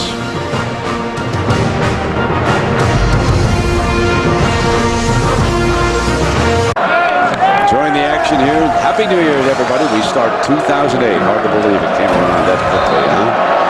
Here we go now. We'll see what the Illini can do down 21-3. Can they generate some kind of an offense? Rushed for only 24, passed for only 55 in that first half. Open up with 9 yards, and I will tell you that Jeff Cumberland, the 6'5" receiver from Columbus, and here we go, throwing on 1st down. Throw that football on 1st and 10, and throw it to 17 and White. The guy can get out there and make plays. These first half drives, not pretty. Not only the punts, missed field goal opportunity after the big interception, and then late after the 11-play drive, most of it through the air, 39 of it through the air. Field goal attempt where they weren't able to come up with a touchdown, but I like it. First play of the second half. I know they're down. At least they're throwing the football.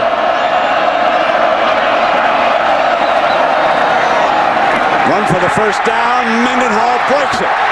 Got a wide receiver out in front to block for him.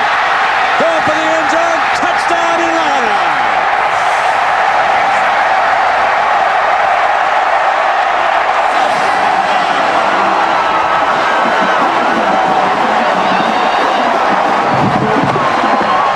Went 79 yards on the carry that time for Mendenhall.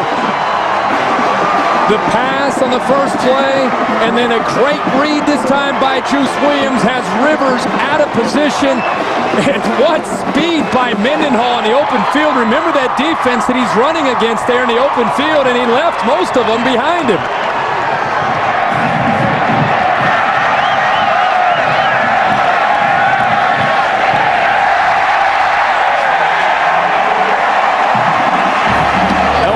Mendenhall putting USC right back into this game. It's exactly what they needed to do to get themselves to believe they got a chance to come back and win this game, down 11. Beef Bowl, one of the great traditions, and Rashard Mendenhall enjoyed dining at Lowry's. And you know, folks, with that 79-yard burst, he equaled the entire offensive output of the first half.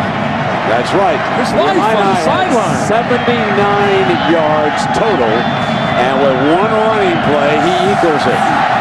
Rita with the ball on the tee that'll be fielded at the 13-yard line by Johnson. Johnson cuts for a seam, and he is penalty flag thrown on the flag on the play, so hold on now. Let's get this sorted out.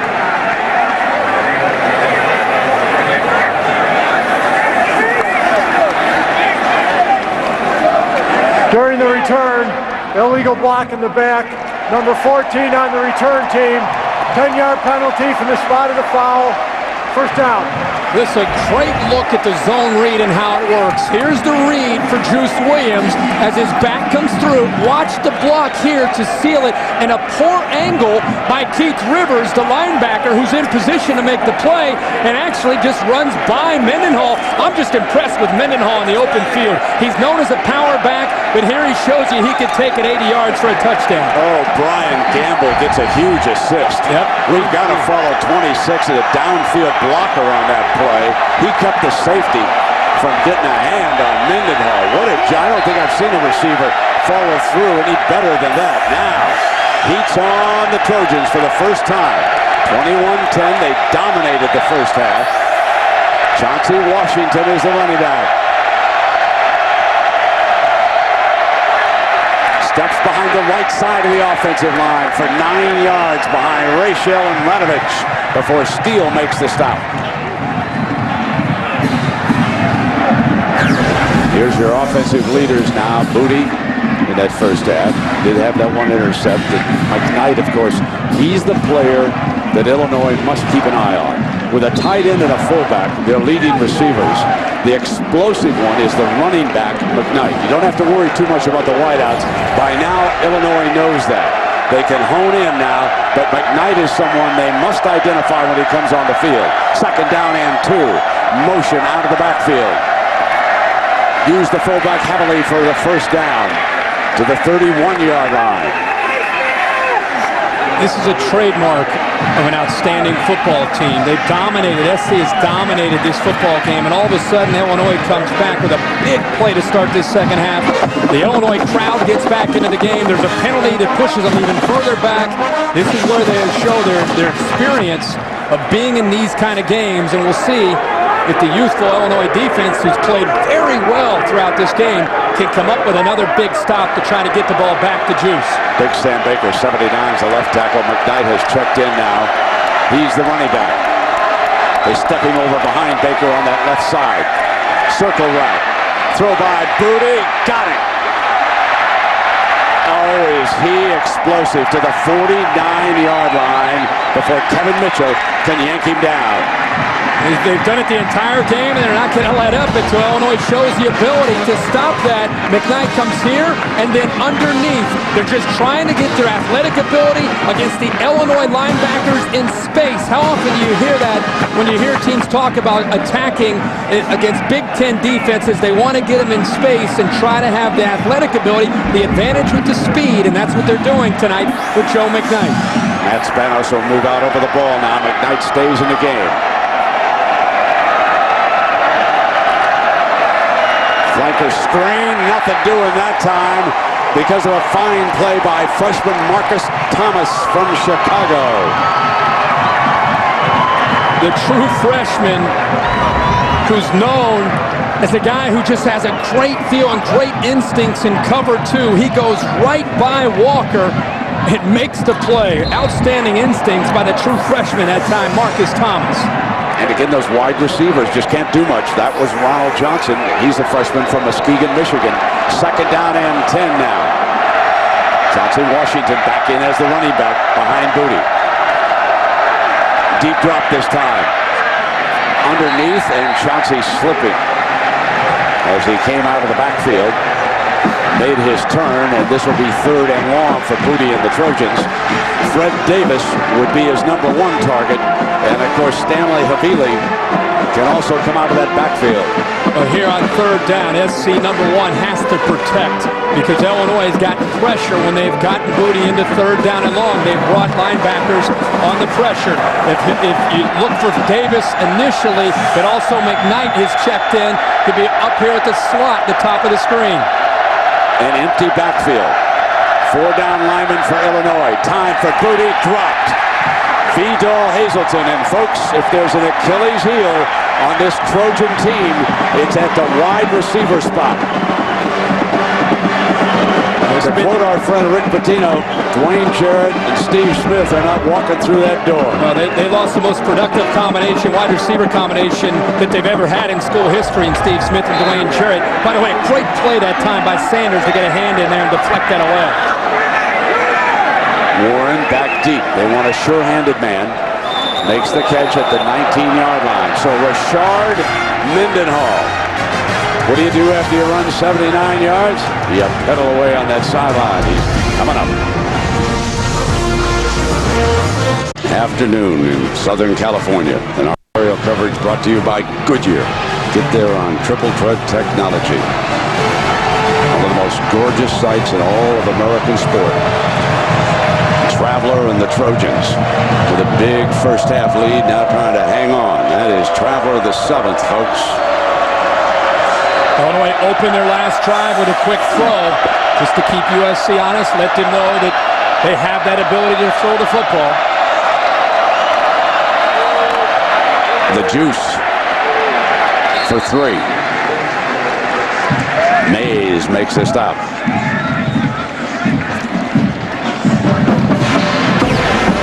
Rashard Mendenhall, that was the longest run in a bowl game for any Illinois running back.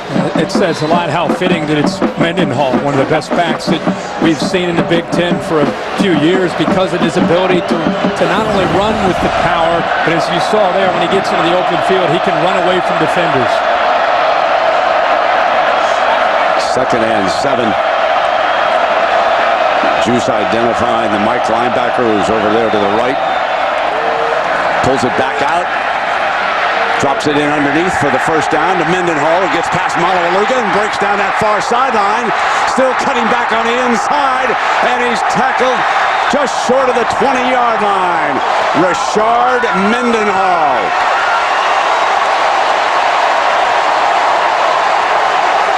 Not only a huge play, but the way it was designed by Illinois, he wants to get the ball downfield to Cumberland and also Weil, but he checks it down to Mendenhall in space.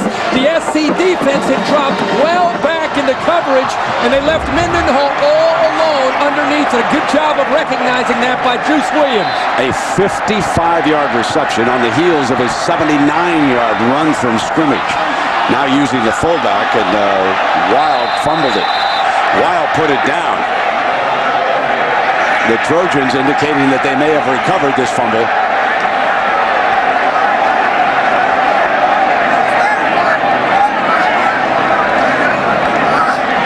Illinois somehow recovered that. They are very, very fortunate. Let me just say this. This entire football game, we've not seen Weil have his hands in a mesh point at all on the option. That's why it's important. The ball comes out, it's a fumble, Illinois gets it back. But Mendenhall, almost every single time on the zone read tonight, has been in the mesh point. You throw in Weil, who hasn't been in there. There's a little bit of a, are you taking it? Am I taking it? Are you taking it? Who's got it? They're very, very fortunate that time to hold on to the football for the Illinois offense. Big recovery by Millington, who was shaken up in the first half. Give him high marks. And the umpire, Paul King, was digging his way right down into the middle. This is a Big East crew, good officiating there. 7:34, play fake. Dufresne's the running back. Juice in the middle is open. Fumble!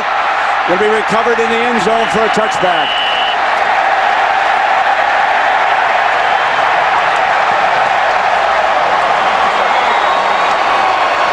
Well, the Illinois offense caught a break on the previous play, but not this time.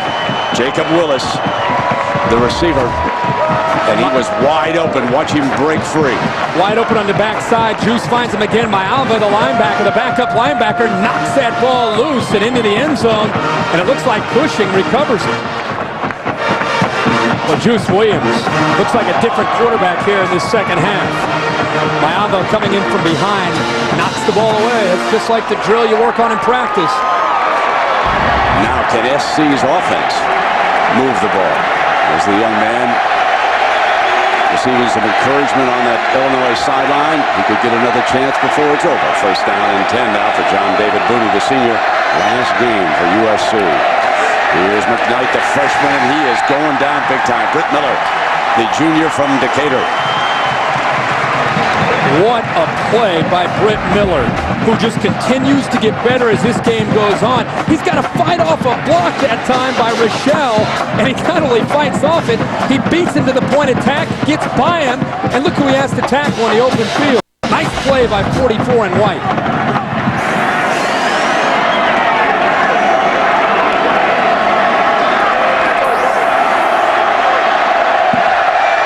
Salisbury's off to the left side of the formation.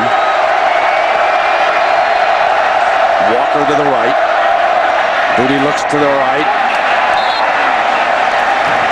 And waved off by the line judge. Fred Davis was the intended target.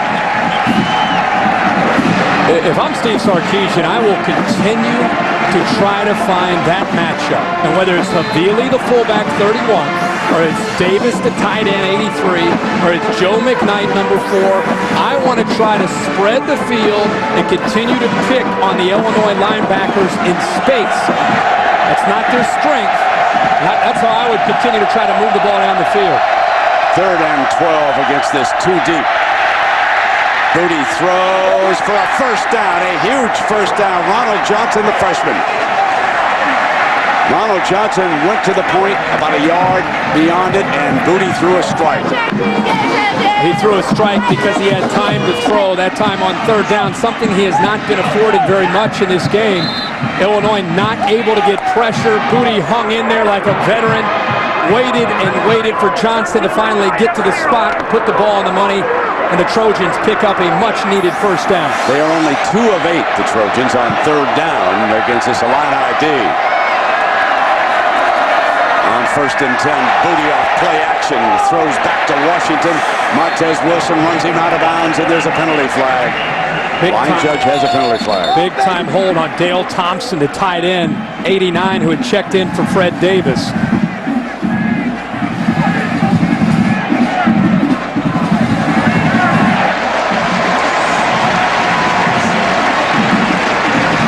That'll back him up. Holding, 89 on the offense, 10-yard penalty from the line of scrimmage. Repeat the down.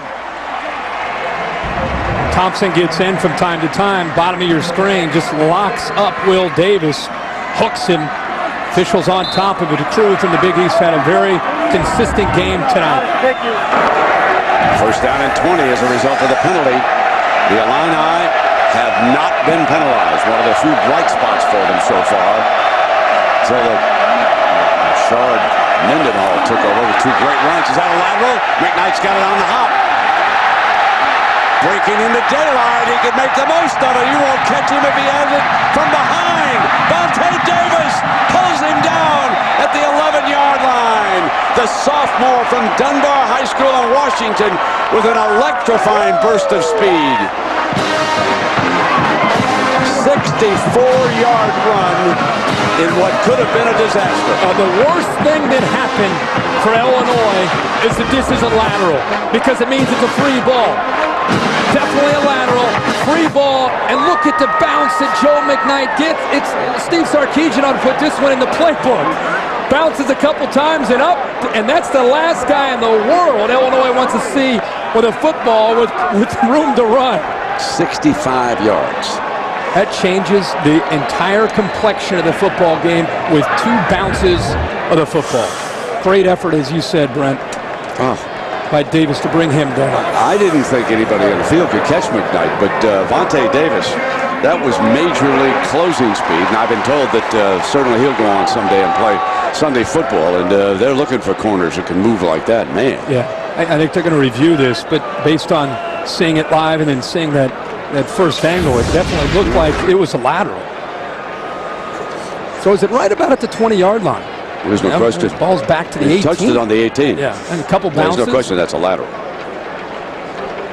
If that ball takes a different hop, maybe it's a different story, but the ball bounced. McKnight, 2nd time we've seen him instinctively chase the ball down and have a chance to make a play. This time, a huge play for USC. I almost sense Illinois' defense getting more and more confident as this game went on. After review, the ruling on the field is confirmed. The pass was backwards. Illinois will be charged their first team timeout. Is the right call and a quick call from upstairs in the replay booth. And there's the young man who saved the touchdown. So McKnight said there weren't too many fellas down at Louisiana High School behind like that. Oh man, he's got to be winded with that. That was a sprinter's burst. So just when it looks like things are going to go completely Illinois' way. They fumbled going down the other side, and now McKnight, and give him credit for being a freshman, Kirk. He knew that was a lateral. Pick it up and keep going.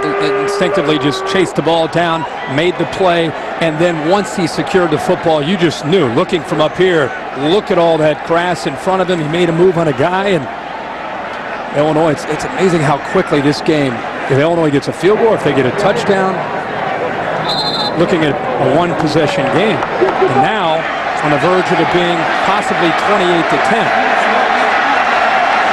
Chauncey Washington, the tailback. Really the fullback. John David Booty going to throw in incomplete. And it makes it second down and 10. And John David is 17 of 27 for 158 yards. He has a touchdown and an interception.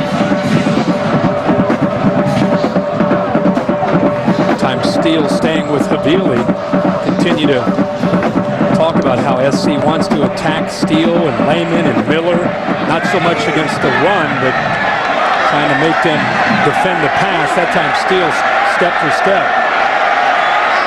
Here's Walker. Washington.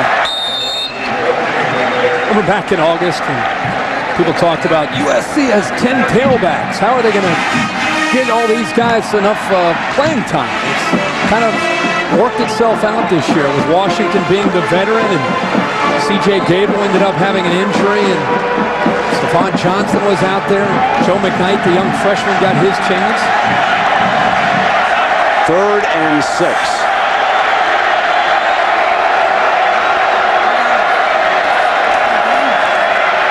John David slant, interference, automatic first down. It's a good call. Thomas got there just a split second before the football. He definitely interfered with Hazelton. There's the freshman. He was beaten a little bit on the inside and got real aggressive as they ran that quick slant. Pass interference, number 14 on the defense. The penalty occurred in the end zone. By rule, the ball will be placed at the 2-yard line. First down. And he has inside leverage. He gets a little bit baited on a double move by Hazelton. Gave him enough room to the inside. Thomas is frustrated. The Illinois fans are frustrated, but he definitely makes contact. Yeah, he ducked it. Yep. And that is the first penalty of this game against Illinois. Yeah, it's a big one. First down and goal now for the Trojans from the 2. Washington behind Havili. Play fake. Booty's going to bootleg it and throw. High caught. Touchdown Davis. Fred Davis. The John Mackey Award winner is the best tight end in college football. Showed you why as he worked the back of the end zone. What a turn of events right here. Watch Davis. This is why I love USC's offense. 1st and 10. Let's good time for a little play action. Booty always knows he can find Mr. Reliable Fred Davis. Big touchdown and a huge turn of events in his football game. The linebackers released it, which is very unusual. Over. Unsportsmanlike conduct. Taunting. Number 83 on USC. 15-yard penalty will be assessed on the kickoff. But the touchdown counts. It's his 8th of the season. But again, this could give Illinois outstanding field position. 419. Well, the big plays 15 yards earlier to Ronald Johnson, but the 65-yard run by McKnight, that was the one that set this up, and David Beto adds the extra point. And here is how Davis picked up. There he is. There's the penalty right there. 28-10, SC leads it. Back coming up on the Built Ford Tough post-game report. We will have the trophy presentation still up for grabs. Hey, you know what? At least the Illini have come out playing hard. They were competitive. In the first half, I didn't think the offense was there. Came out, matched the intensity, a couple of bad breaks. All right, that's all coming up on the Built Ford Tough post-game report. Brent, back to you. All right, John, thank you very much. And, of course, the toughest break was Illinois' fumble at the goal line, and USC marches down and scores the touchdown. Ball is on the tee at the 15-yard line. Jacob Willis and Aurelius Ben back deep for the Illini. They could wind up with excellent field position here to start. Ben, great kickoff by Beeler. Drove him inside the 5-yard line, and here comes the freshman. And they light him up. That special team, they get a lot of their great athletes coming downfield, and this spring returned to Augusta for the majesty and the splendor and the tradition of one of the world's great events. First and second round coverage of the Masters on ESPN coming in April. I must tell you that down on the field here, Kirk, before the game, the Rose Bowl is beautiful. Plainsboro said, you know, the last time I saw anything in this good a shape when it comes to grass was down at Augusta. This is unbelievable. This is the most beautiful field every single year. I think these players must feel a little guilty playing it. Yeah, it's a fairway. Fast track. First down and 10.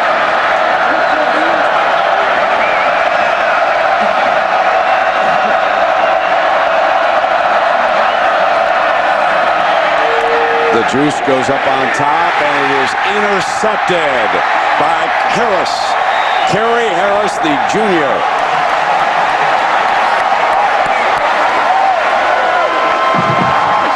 And that's the downside of getting down with a zone read offense, 28-10.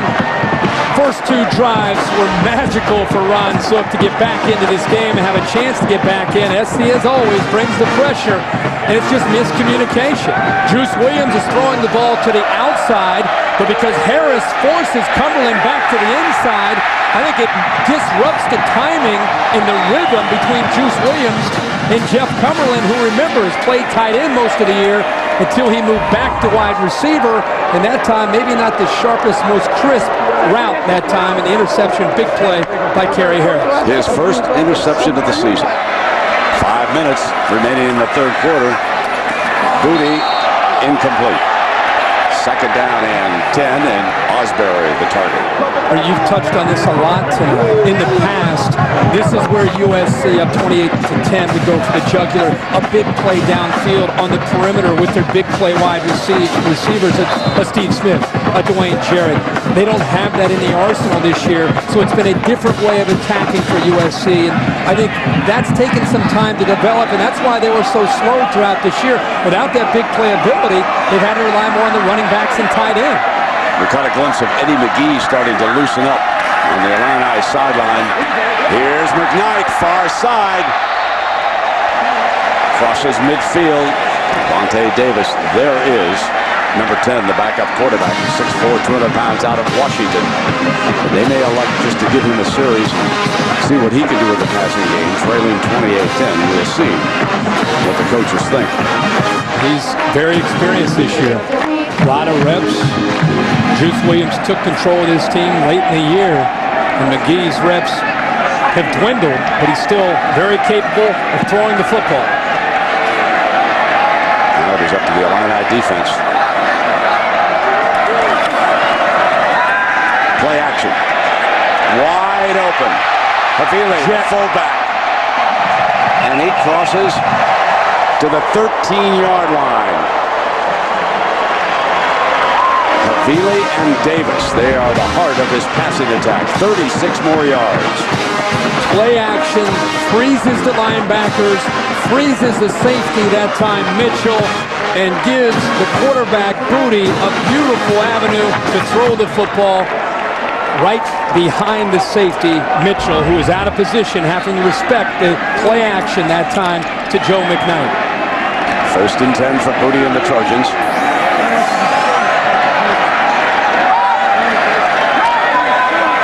Straight back to the 6-yard line.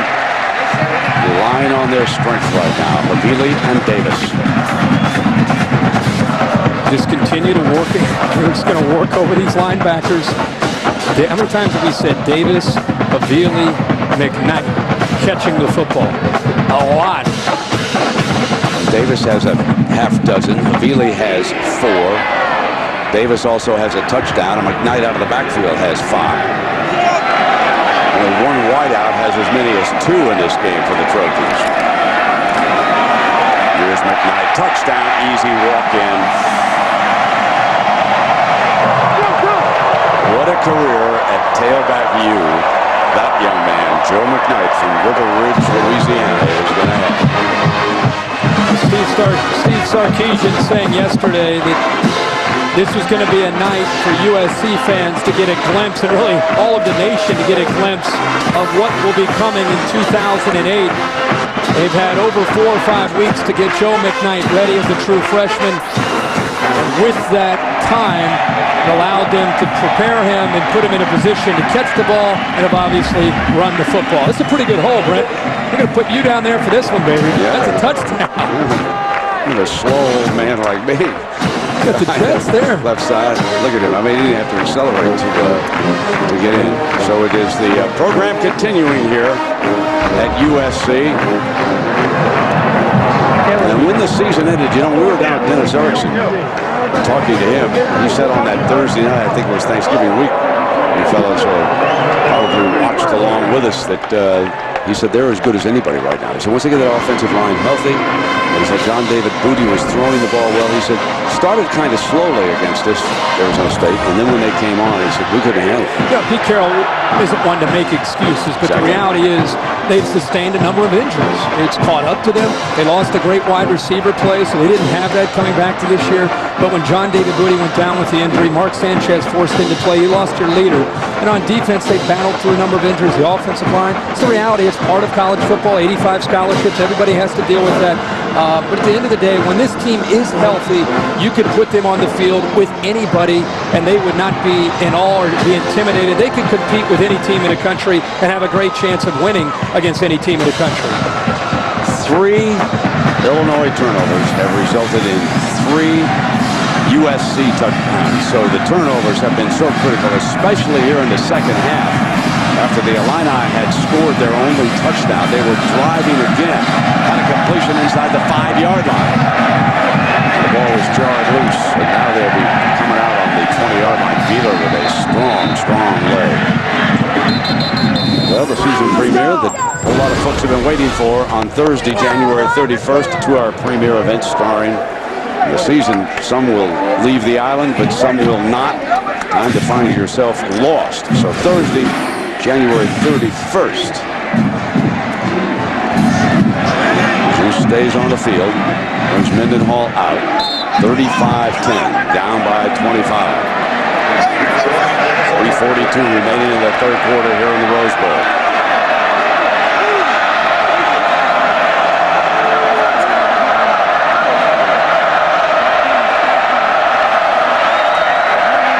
Sets the screen with Mendenhall, and Cushing blew that play up.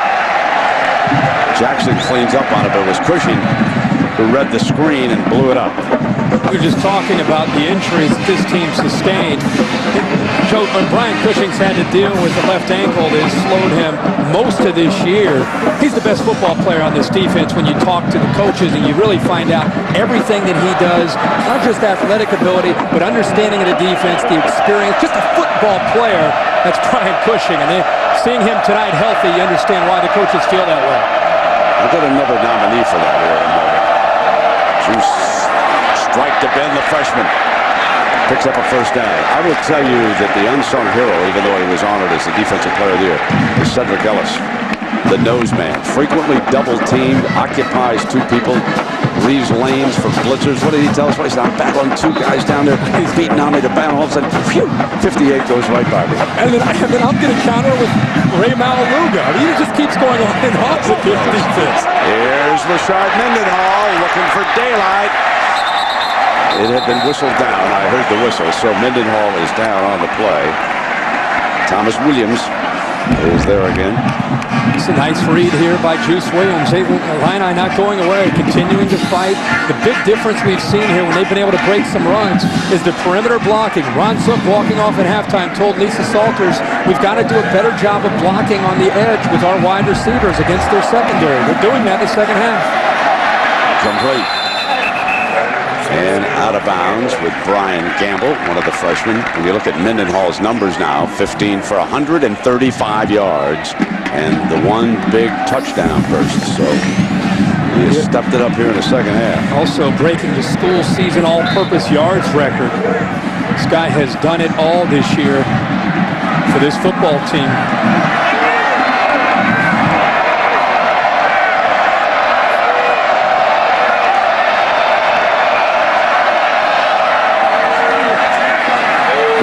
Far side incomplete. Over through Gamble. Let's check in with Lisa. Well, Brent, one of Richard Mendenhall's biggest cheerleaders is, of course, number 34 for the Fighting Illini, Walter Mendenhall. Both are running backs, and they are roommates up in Champaign. If you would consider there might be some jealousy between the two, don't even think about it. They are really close, good friends. In fact, Richard said, you know what? If I couldn't have gone through this season in camp and all the ups and downs without my big brother, when he shines, I shine. When I shine, he shines. Walter said, the only thing I don't like about it is he's messy. He doesn't clean up his room. 3rd down and 4. First down. That's Cumberland. Fumble as he was battling. The Trojans have got it. And a penalty afterwards.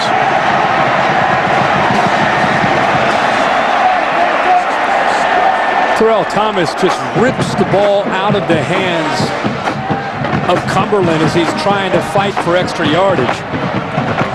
The ball was recovered by USC. After the play was over, personal foul, number 22 on Illinois. 15-yard penalty from the spot of the recovery. First down. Daniel Dufresne, the backup tailback. The last 2 times Illinois has the football, not only have they fumbled, it's the way they have. A strip from behind. Now look at this. Look how these guys tackle. Not only trying to bring them down, trying to rip the football out. Attacking the football, trying to get it onto the ground. That time it's Terrell Thomas. And it was recovered by Kerry Harris. He has an interception and a fumble recovery. And so Illinois, their last 3 possessions, 3 turnovers, and on top of it after the 3rd one, a personal foul. And 2 of those turnovers inside the red zone as they start to self-destruct here.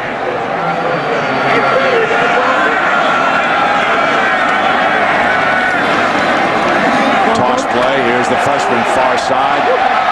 McKnight for 9. It's not as if USC is going to let off the accelerator here. Here's one for you, Kirk. I know how you like the dancing showdowns last. ABC Monday. Head-to-head war on the dance floor. Time to take sides, America. Dance war. Bruno versus Carrie Ann. Premieres Monday at 8, 7 Central on ABC. Is Carrie Ann the one that was the partner with the winner the last few times? You tell me. I don't. Isn't she one of the judges? Oh, she's the judge. Huh? Okay. I thought you were. I don't know, buddy. I can't help it. You're going to have to ask your wife, your lovely wife, who's here with 3 of your children. Those boys kept you active, didn't they? Oh, yeah. How about the cameras, the shots, the entire game? I don't know if I've ever seen anything outside of the Super Bowl where you have the bulbs just flashing the entire football game. We've got a crowd of 93,923. 35-10, USC co-champion. And the Pac-10 leading Illinois. Picking up the first.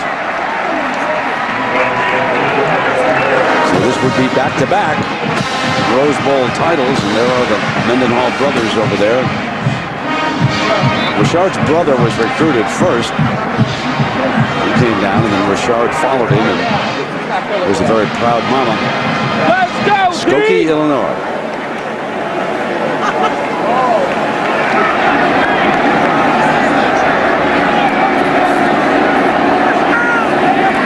First and 10 with a slot to the right. And a whistle. Time was running down on John David Booty, and then a false start. Prior to the snap, false start, 79 on the offense, 5-yard penalty, remains first down. Part of why we enjoy the Rose Bowl every year is taking a glimpse at the sun setting over there in the vicinity of Hawaii about right now. Those fans so very excited about their Warriors. And here USC at the Rose Bowl leading Illinois 35-10. Here comes Chauncey. To the Illini 40-yard line. Could be a tired defense out there right now. Harrison makes a stop. When you go through a few series the way Illinois has on offense, and you get down by 25 points, where it's going to show up first is the tackling of your defense. And not only are they worn out physically, this is when you start to get worn out emotionally. And you just wonder how many big plays this USC offense may have in them in the fourth quarter. Havili, the lead fullback, slipping out again, but this is Davis, the tight end, and Wilson brings him down on the 20-yard line.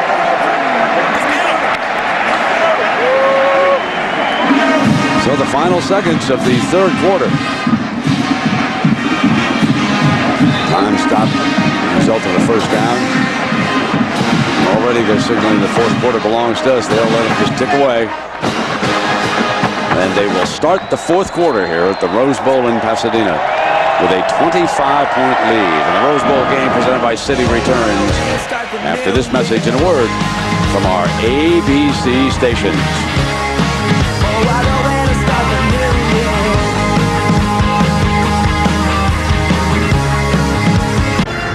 Welcome back to the Rose Bowl game presented by Citi. Look down on this scene. Illinois with 1 quarter left, trailing it by 25 points. They just introduced a Hall of Fame inductee, Pete Johnson, to the crowd, former great Ohio State fullback. He didn't wave to the crowd. He turned around and said to the Illini, "You guys have still got 1 quarter. Hang in there. You got 1 quarter." Buckeye, Big Ten guy through and through now. That's right. So here comes John David Booty driving the Trojans open the fourth quarter, incomplete.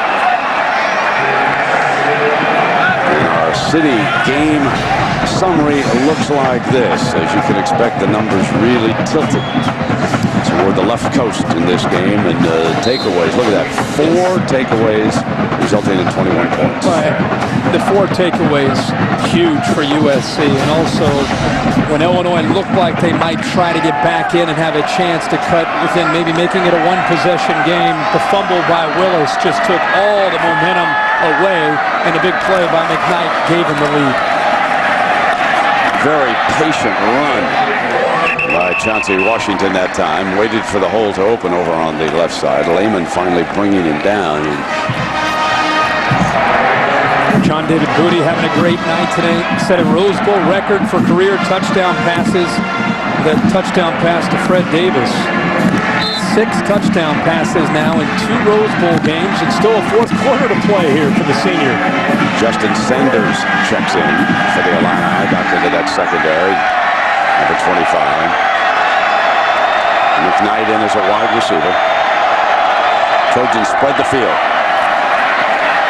John David goes in zone grab, touchdown, and a beauty that time by David Ausberry. There's the man. Your guy. There's number 7.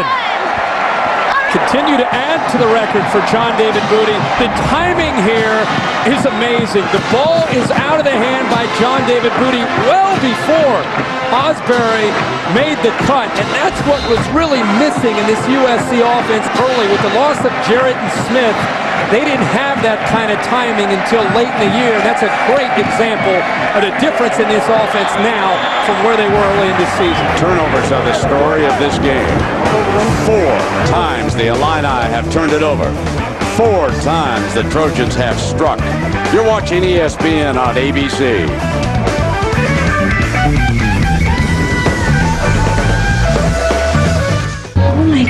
It's the kind of place you need to know someone to get in. But we finally got reservations. The service was fantastic. The wine list was phenomenal. And the food was tiny. It's like elf food. Oh gosh, I'm so hungry. So we got some more. A lot more. Whatever your story is, your Citi card can help you write it. Citi, let's get it done.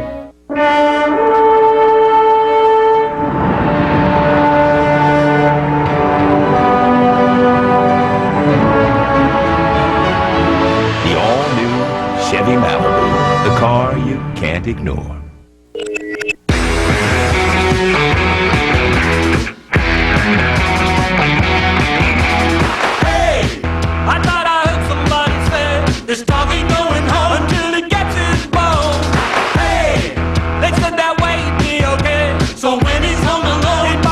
The new Dell XPS M1330, designed for performance.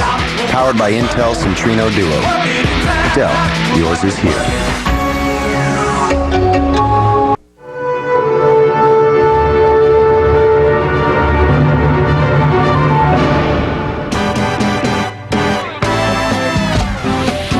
The all-new Chevy Malibu, the car you can't ignore. You hear the music? Yes, I hear the music. Thursday, January 31st. You will believe. Eli Stone, series premiere January 31st after the season premiere of Lost on ABC. This is what we play for every year. The electricity that rushes that stadium is something that we've been through before. And by home field advantage just gives us a great opportunity of fulfilling our dreams. It all feels like home. We own the Rose Bowl. And they own it again here today, leading by 32, 42-10. And John David Booty closing out his career. It'll be interesting to see who wins the quarterback duel next year. Mitch Mustaine transferring from Arkansas. Mark Sanchez replaced Booty midway through the season. That'll be some duel here come training camp next year between those two. And let's check in with Lisa. Well, Brent, I want to tell you about a guy who doesn't wear a number, but Pete Carroll calls him the heart and soul of the USC Trojans. His name is Ricky Rosas. He's 4'8", 18 years old. He had bone cancer when he was a kid, and that stunted his growth. And he also has some learning disabilities, but that has not stopped him from doing his thing with USC. You know that Pete Carroll's practices are open, and he was going to practice for a while, and Pete Carroll finally said, you know what, we're going to put you to work.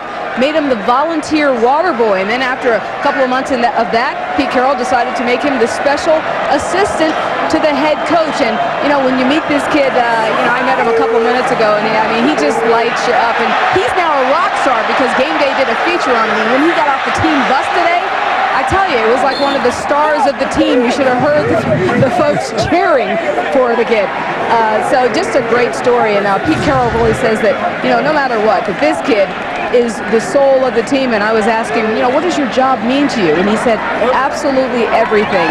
They say that I make their day, they make my day. Look at that, Brent.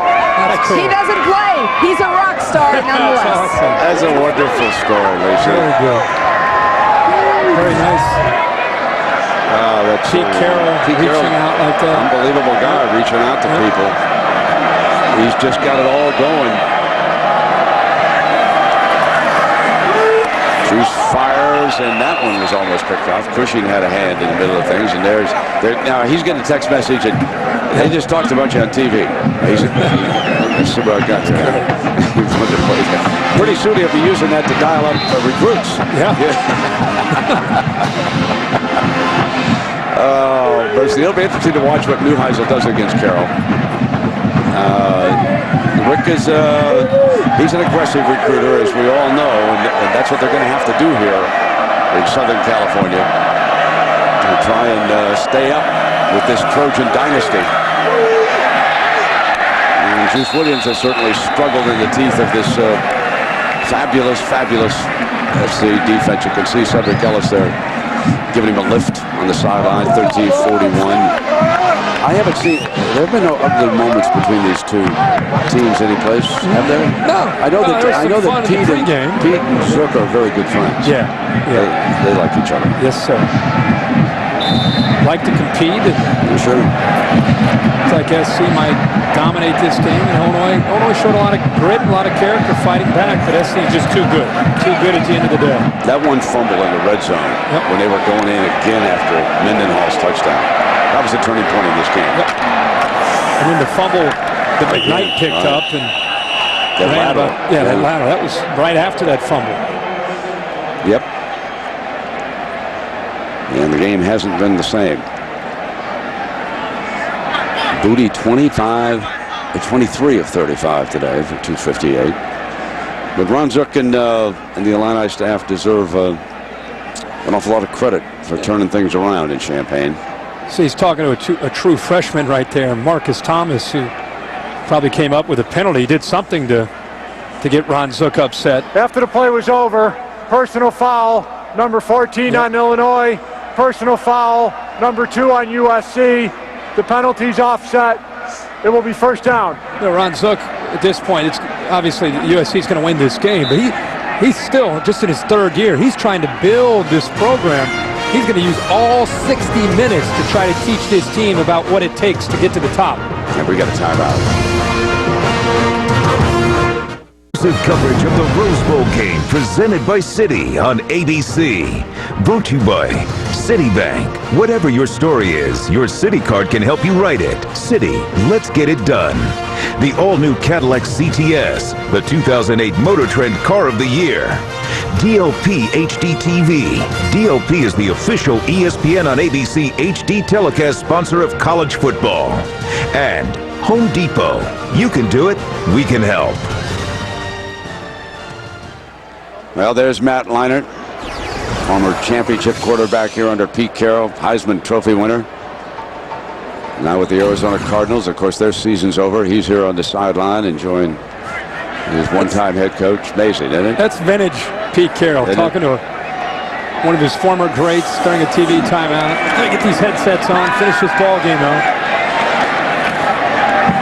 But Chancey on the sideline, Chancey Washington. When you think about Pete Carroll and his BCS Bowl success, 6 consecutive, and remember, it might have been 3 straight championships if they had been able to win that great game against Texas back in 2004. Yeah, they won the AP. LSU actually won the BCS when they beat Oklahoma down in New Orleans. Well, he's set the benchmark right now as far as college coaches, and he's not going to go anywhere. People want him to chase him off to the NFL. He's enjoying himself too much at USC and embraced the past and built for the future. He's done a great job every year. McKnight is blown up. So Lehman comes in on him, and you know, when you think about the NFL and Pete Carroll, think about this, folks. One of the great cities in the United States, Los Angeles, for whatever reason, the NFL has not come back in here, and this is the dominant football program. I mean, USC might as well be an NFL franchise when you talk to people and all the fans and all the T-shirts and all the caps you see around Los Angeles. That's what Rick Neuheisel must work against to reestablish UCLA's winning tradition. And John David Booty brings them up. Johnson and Pete Carroll is not afraid to go anywhere in the country and recruit McKnight. He's got fellas from Michigan. He'll go back to New Jersey. Dwayne Jarrett from there. He's got a national recruiting operation centered in one of the great cities in the world. Why leave? You'd be crazy to leave this right now. That's why he won't. He'll be at USC as long as he continues to have fun. I've never seen a guy enjoy himself any more than Pete Carroll, and it affects his team and how they prepare.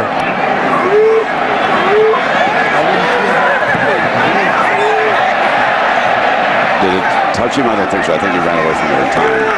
They'll take the punt right there. So Pete Carroll and the Trojans are closing in on another Rose Bowl championship. 42-10, 11 and a half to go. BCS champions through the years. Note that no one has ever won twice. That will end next Monday night down in New Orleans. ESPN Radio will take to the air, and Kirk, you and I are going to enjoy broadcasting that game down there, because will it be the Buckeyes or will it be LSU who will claim their second BCS championship since it was instigated? And there we can see the defensive lineman jumping across, anxious to get in there. And what do you make of LSU and Ohio State? Well, first, the 9 champions that you just showed. One of the things I find interesting is 7 of those 9 games, the underdog has won the game outright, which means they get tired of hearing about how they don't have a chance, and then they show up very determined. We saw that last year from Florida. We've seen it in the past from other teams. So Ohio State seems to be that team this year. Will that offset the speed advantage that LSU has? We've been hearing so much about that. I really think it comes down just to execution. And I think both these teams, the style of play that they have, it sets up for a very, very competitive, interesting game next Monday. Here's first down and 5 after the penalty, and another whistle here. 11 and a half minutes.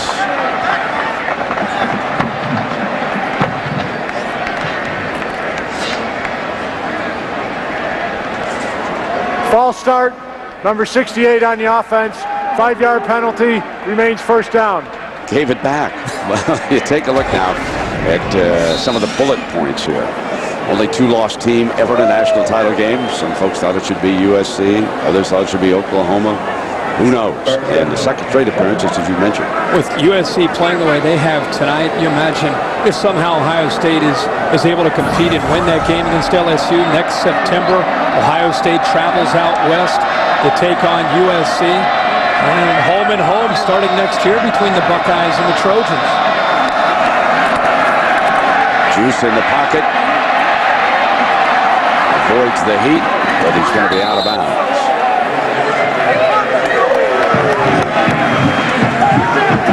You know, LSU is anxious to show America in that game that they are the best team in the country. After the controversy at the end of the year with so many teams losing, they had the 2 losses. I think they want to flex their muscles to show that they not only belong there, they are the best team. And I think Ohio State's motivation is the Florida game from last year and all the talk about a lack of speed and the 0-8 record against the SEC in bowl games.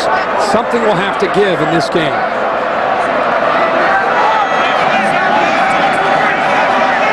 Bunch the 3 wideouts for Illinois on the right. Pocket collapsing again. Drops it in for a 1st and 10, and that was DeJuan Warren, the junior from Southfield, Michigan. Well, you talked about that SC schedule, and I'm sure that on Saturday Night Football on ABC, we will be headed in for the Ohio State-USC game in September. But remember the Pac-10, they play a round robin. Nothing easy about getting through the Pac-10. You got to play all those fellas, and Warren again. Here is the Trojan schedule, and in the Coliseum you can see the Bucks. Now Virginia's on the road. That's their opener. They open up on the road against Virginia and outgrown, and they come back home to play Ohio State before they get ready to go in conference play. Pete Carroll plays one of these guys. He'll play anybody, anywhere, anytime. 2nd down and 3. Incomplete, and it'll be 3rd down. Let me ask you, there's a penalty flag. Looks like that could be a personal foul. Taylor Mays back there.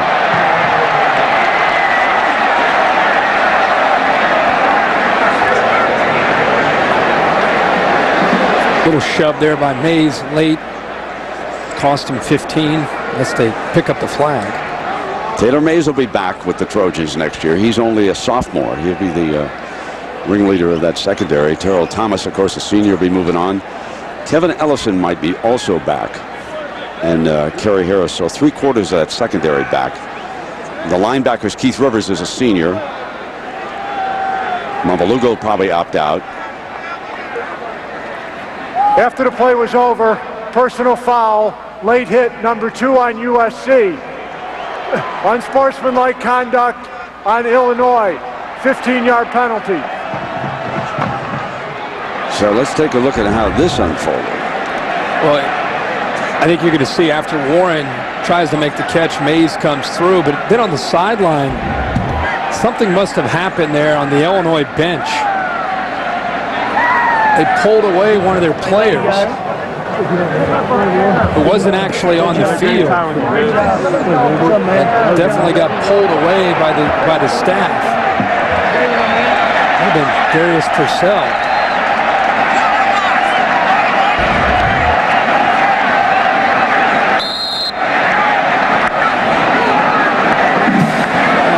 They just put his hand on his back, but there was another player, John. Probably a few things being said there, I would guess. And it cost him the flag.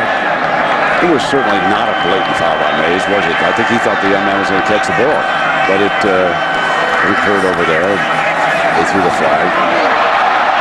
Incomplete. That's the freshman Ben. Had a shot at grabbing one. So it'll be 2nd down and 10. You know, seeing Notre Dame on the USC schedule, how much will the Irish be improved next year? I think if you look at their schedule and compared to who they had to play this year, compared to who they open up with their first 5 or 6 or 7 games, I think six wins maybe, possible. You saw Mark Sanchez warming up on the far side, and you saw John David Booty congratulating his offensive line. So Pete Carroll's going to bring in the second team. It seems obvious, and there is Warren short of the first down. There is Mark Sanchez. 3 games he was the quarterback after Booty broke his finger in the Stanford loss. Won the first 2, Notre Dame among them. But then up at Oregon, he threw a couple of costly picks, and that was the second loss for the Trojans. And he will be battling to replace John David Booty next season. There he is, 7 touchdown passes the last 2 Rose Bowls against Michigan and Illinois. Mitch Mustaine, the coaches give. I'll bet you a sandwich next time we call a USC game. Mark Sanchez is not only the quarterback, but he's an all-conference quarterback for USC. I don't think there. Mitch Mustaine had a lot of respect for what he tried to do as a true freshman in the SEC for Arkansas. I just think the experience that Mark Sanchez gained this year, the knowledge of this offense, I don't think there's any doubt 6 will be the starting quarterback. I'll give you my answer off the air. Okay. I'll give you mine off the air. Rick Neuheisel warned me about you. I'm just telling you. I'm telling you. Juice going deep. Willis makes the catch inside the 20-yard line. Still throwing, still trying to make plays. Willis, who had the costly fumble earlier, comes up with a 35-yard gain this time for Illinois. Nice ball by Juice Williams. And Jacob Willis, he's a senior. Some big catches down the stretch against Minnesota, Michigan, and Ohio State. About 10 minutes left in this game.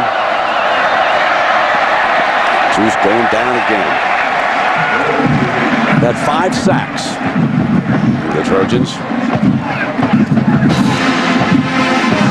You know, what do you think about Cushing? Junior, you think he'll come back for senior season? You think he'll go? I mean, you've got high praise for him. You got scouts running out here to check him now. Yeah, he's a guy that if he does decide, he missed so much playing time, he will test so high that he'll be a high pick, first-round pick for this USC. Mendenhall to the 6-yard line. Never say done. Mendenhall's been their MVP. Yeah, but I think that was without a doubt. But I think Cushing will be in a position where, like a lot of these USC defenders, I mean, you start to add up how many guys from this USC defense will eventually get their opportunity at the next level. It's almost like who won't be starting in the NFL in the next few years. Second down, and so if we take a look at potential first-round draft picks, there are the 4 seniors that Todd McShay ranks, underclassmen, and Mays down the road. He cannot go out. He's a true sophomore, so the other 3 fellas can all go out. I'm a little bit surprised that Ellison is ranked up that high, but Todd knows more about the pro prospects of these players than I do. And option look for the Juice. He was banged up pretty good. Williams cleaning him, picks him back up the ground. Everson Griffin, folks, number 93, who's down there. One of the most highly recruited. You're going to put Mays up there. This is a fellow right here, 93. You remember this big rascal now. Anytime Pete Carroll says he has a chance to be one of the best one we've ever had, sign me up. Yeah. Sign me up for Griffin. Good, thanks for the tip. We like 93. So here's 3rd and goal now for the Illini, and Juice under center. Option look, Mendenhall's way outside. They eat it up. That's a loose ball, and Illinois recovers it. Rakeem Smith pounces on the loose ball, sophomore fullback. That was an ugly looking play. It was. I mean, he got caught. He waited a little bit too late. Clay Matthews got right into his grill, came off of a block, and he came off of that block so quickly from Smith, the fullback, that it surprised Juice Williams. Mamaluka was looking for 6. He was trying to pick that loose ball. Oh, he's close. He's close. Caught it midair and was 90 yards later. He would have really shown his speed right here in front of everybody. Good play that time by Clay Matthews. Here's fourth down. Ben, number 9, is off to the right. He's the middle of the 3 receivers checking over. Here they come. Goes over to the Trojans. Everson Griffin. We told you to keep an eye on 93. Timeout.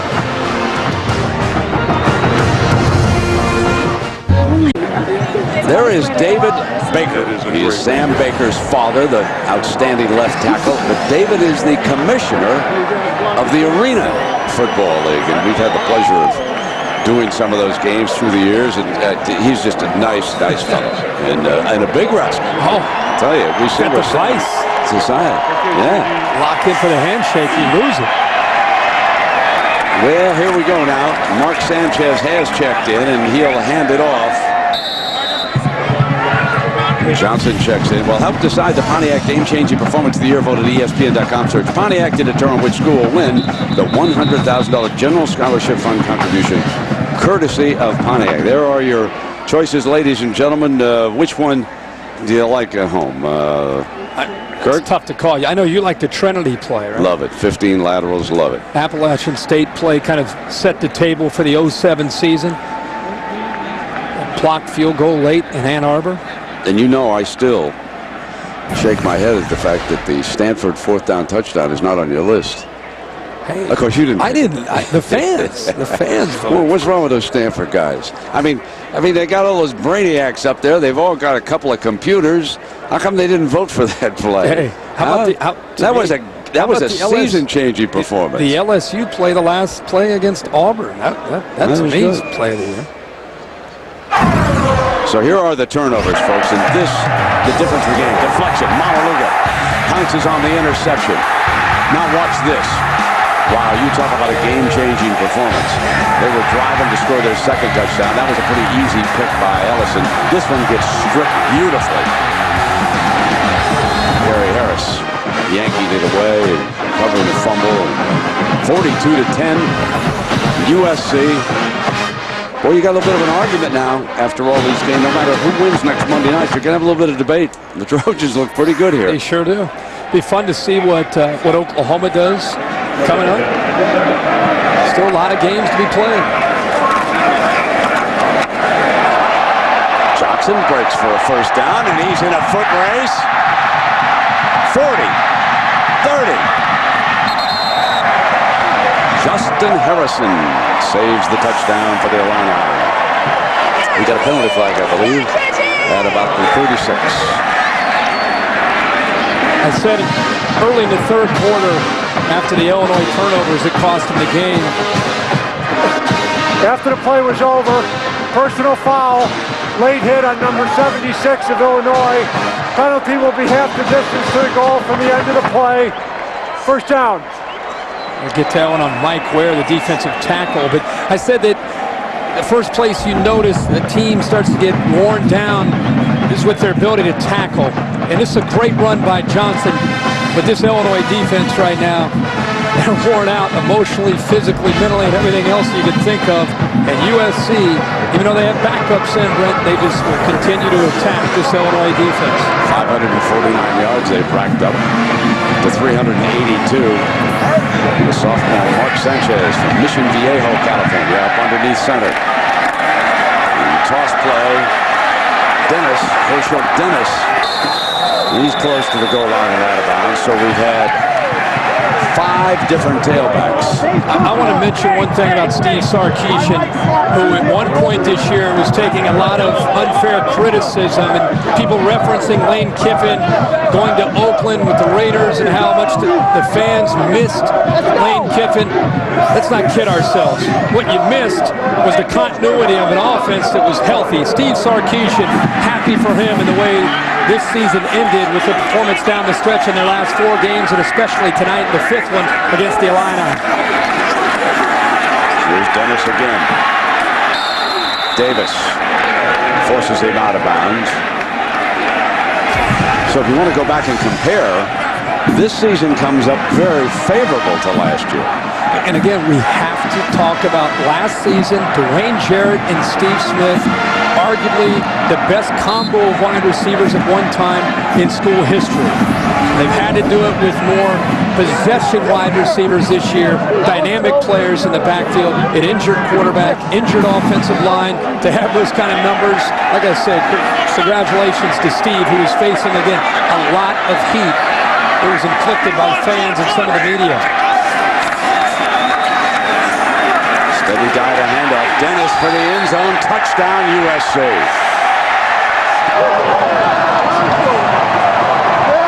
Happy for the young man, the senior from Temple City, California. Let me check that. I think I was looking at Desmond Reed. Let me check Dennis's bio here.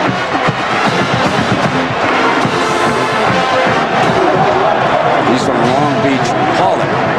Lives his last game, puts a touchdown on the board in the Rose Bowl. What a great moment for it. First chance this drive to see Dennis involved. But, you know, that's the 17th offensive player to get his hands on the ball tonight for USC. That's spreading the wealth. Spreading the wealth. And they do have wealth. USC.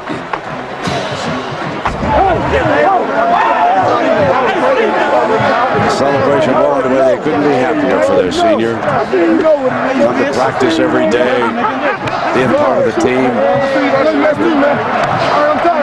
he battles in for a touchdown. David Beeler adds the extra point. A great group of young men. And Pete, so happy for him.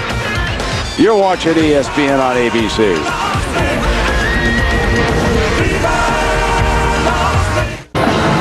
Well, tonight on ABC, Just for Laughs, according to Jim, and Boston Legal will be shown in their entirety. And, of course, that's right after our game in the East, Central, and Mountain. But out here in the Pacific, that'll be a little bit later. Now, there is a young man, Herschel Dennis. Let me follow up on that story. Prior to the Orange Bowl, after the 2004 season, he tore ligaments in his left knee in practice. He was never quite the same. He was a very highly honored running back coming out of Long Beach, California. But an injury cut short his career. But you can see how much affection there is on the part of the coaching staff and his teammates for the way he hung in there, stayed upbeat about things. And here in the Rose Bowl, he puts a touchdown on the board for the Trojans, who are marching towards still another victory. Fielded at the 14-yard line. Out to the 37, Jacob Willis. Well, here comes McGee. Now we'll get a chance here. Eddie McGee.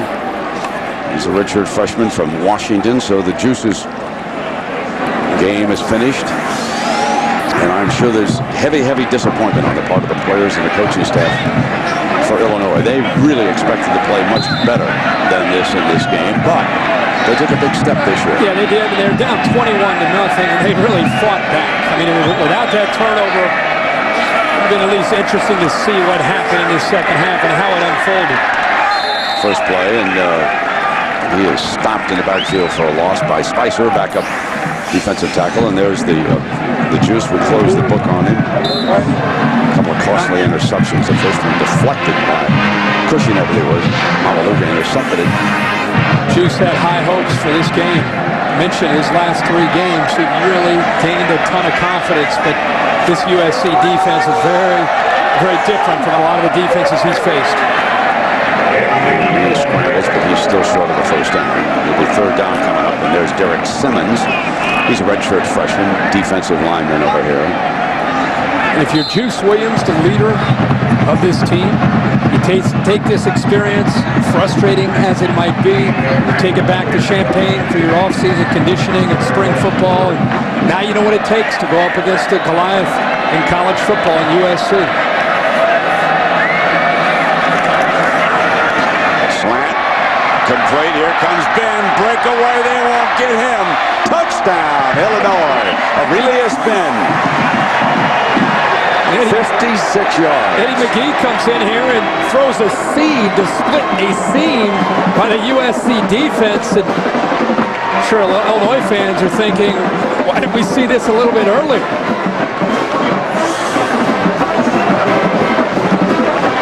Eddie McGee, strong arm. There's a penalty flag. think it's in the end zone, though. Yeah, it is. After the touchdown, unsportsmanlike conduct, number 9 on Illinois. 15-yard penalty will be enforced on the kickoff. Constantly coaching Ron Zook for a little reminder for the true freshman. That's part of it. It's a little bit different on this sideline compared to that sideline. Constantly reinforcing things with a young team. Rita. The arm strength here by Eddie McGee. Right behind the linebacker, Maiava, and he goes off to the races into the end zone. So let's watch what happens here at the end of the play, how he incurred the penalty. Darts into the end zone. Flips the band and then has a few words. He's tired of hearing da da da da da da da da. John David Booty, our MVP. His career is over at USC, and I'm sure he wanted to win a championship like Leinart, but wasn't to be. But I still, he's just a fine, outstanding young man to come out here from Louisiana and play for Pete Carroll. And I'm going to be very interested in watching his career. I think he can play in the NFL. Well, I think if all you have to do is watch a NFL game and realize that there's plenty of room for John David. You're going to get a chance in that league. There's just hang around, man. Oh, yeah. Todd Collins is still playing. He sure is. You know, He's doing a stepping in good there. job. Yeah. Doing a nice job. That is a great big throws for Washington Redskins. What an amazing story. After everything that they had to deal with internally, the loss of Sean Taylor, and just really able to circle the wagons there emotionally with that football team. Hey, I got another series. Steve Sarkisian's got time to pose for a photo, and I mean, these guys are rock stars. They are. That's unbelievable. Used to be the Lakers. That's right. Now it's SC. Showtime's SC football.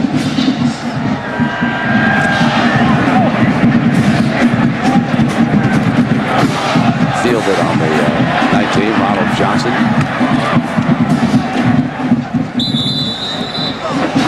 Well, you take a look at the consecutive 11-win seasons. Here are the Trojans.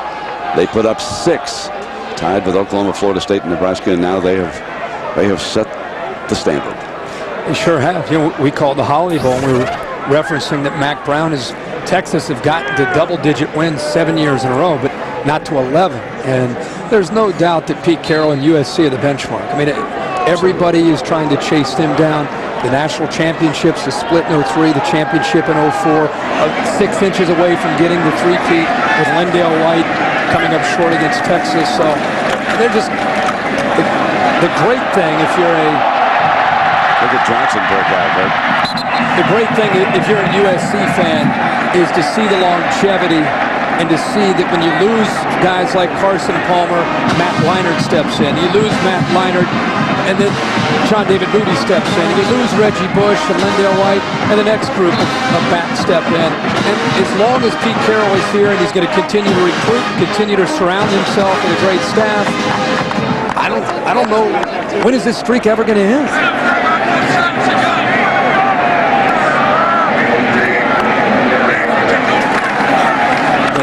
They avoid complacency.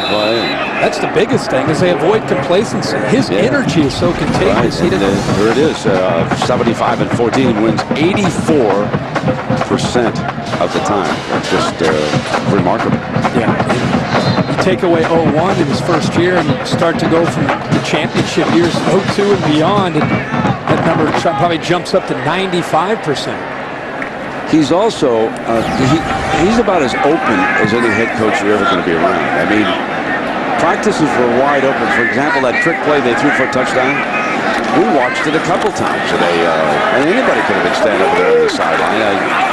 He's just not old-fashioned about things. He's got time for the media. And I can make an argument right now that he might be the best all-around football coach in any league. And yes, that includes Sunday football. This is pretty remarkable what he's accomplished here. The control that he has at USC is what makes it unique. He's a guy that definitely wants to be in total control, and he has that Here comes Michael McDonald. His father, Paul, longtime quarterback for John Robinson, working in the radio booth. He's the holder on the extra points. He hands off to Johnson, and it's just like Kirk said a while ago, it's the tackling that comes up short. You're beaten and tired in a game like this, and the Gatorade bath is coming, folks. He's used to it. He's a veteran of the splash. He knows, where is it? Head on a swivel. All right, keep it on. He's telling his son, keep me honest here now.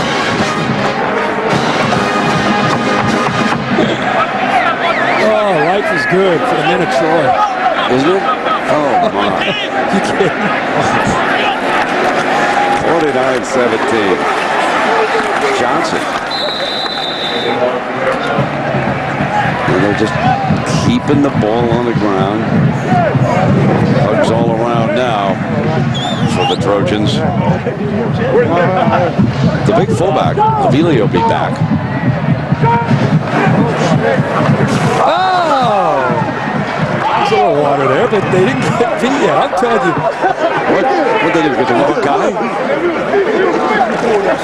Oh, they got Ken Thornton. We'll see him at UCLA. He didn't seem too happy about it. Dennis back in. Penalty flag on this play. You know, actually, the Trojans are just trying to run a clock out here. You know, I don't know if that's tackling anybody. How come you and I?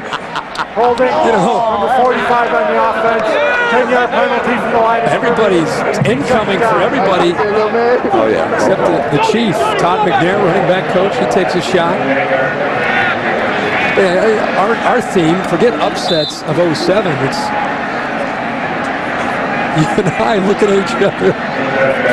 We put the four on. I've said that you're the greatest fill of a blowout that I've ever been in. We get into a lot of stuff. We talk about anything. Minute and a half. 49-17.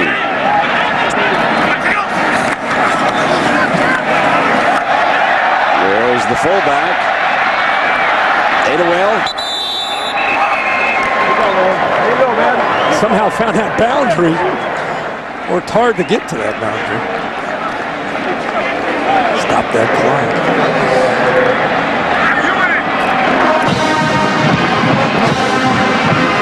Well, everybody getting a chance here. Look at him. High five. All right, good job for you. Who else? Where's that assistant over there? Plenty of hair touch.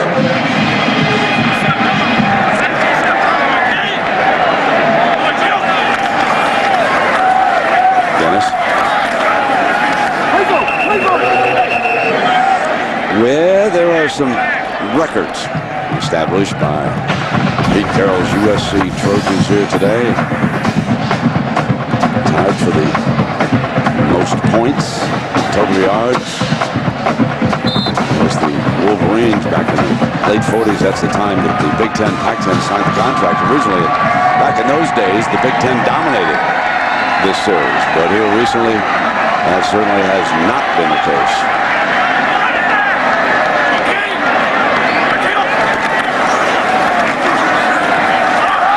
Dennis for the end zone. Stopped short of it at the 4-yard line.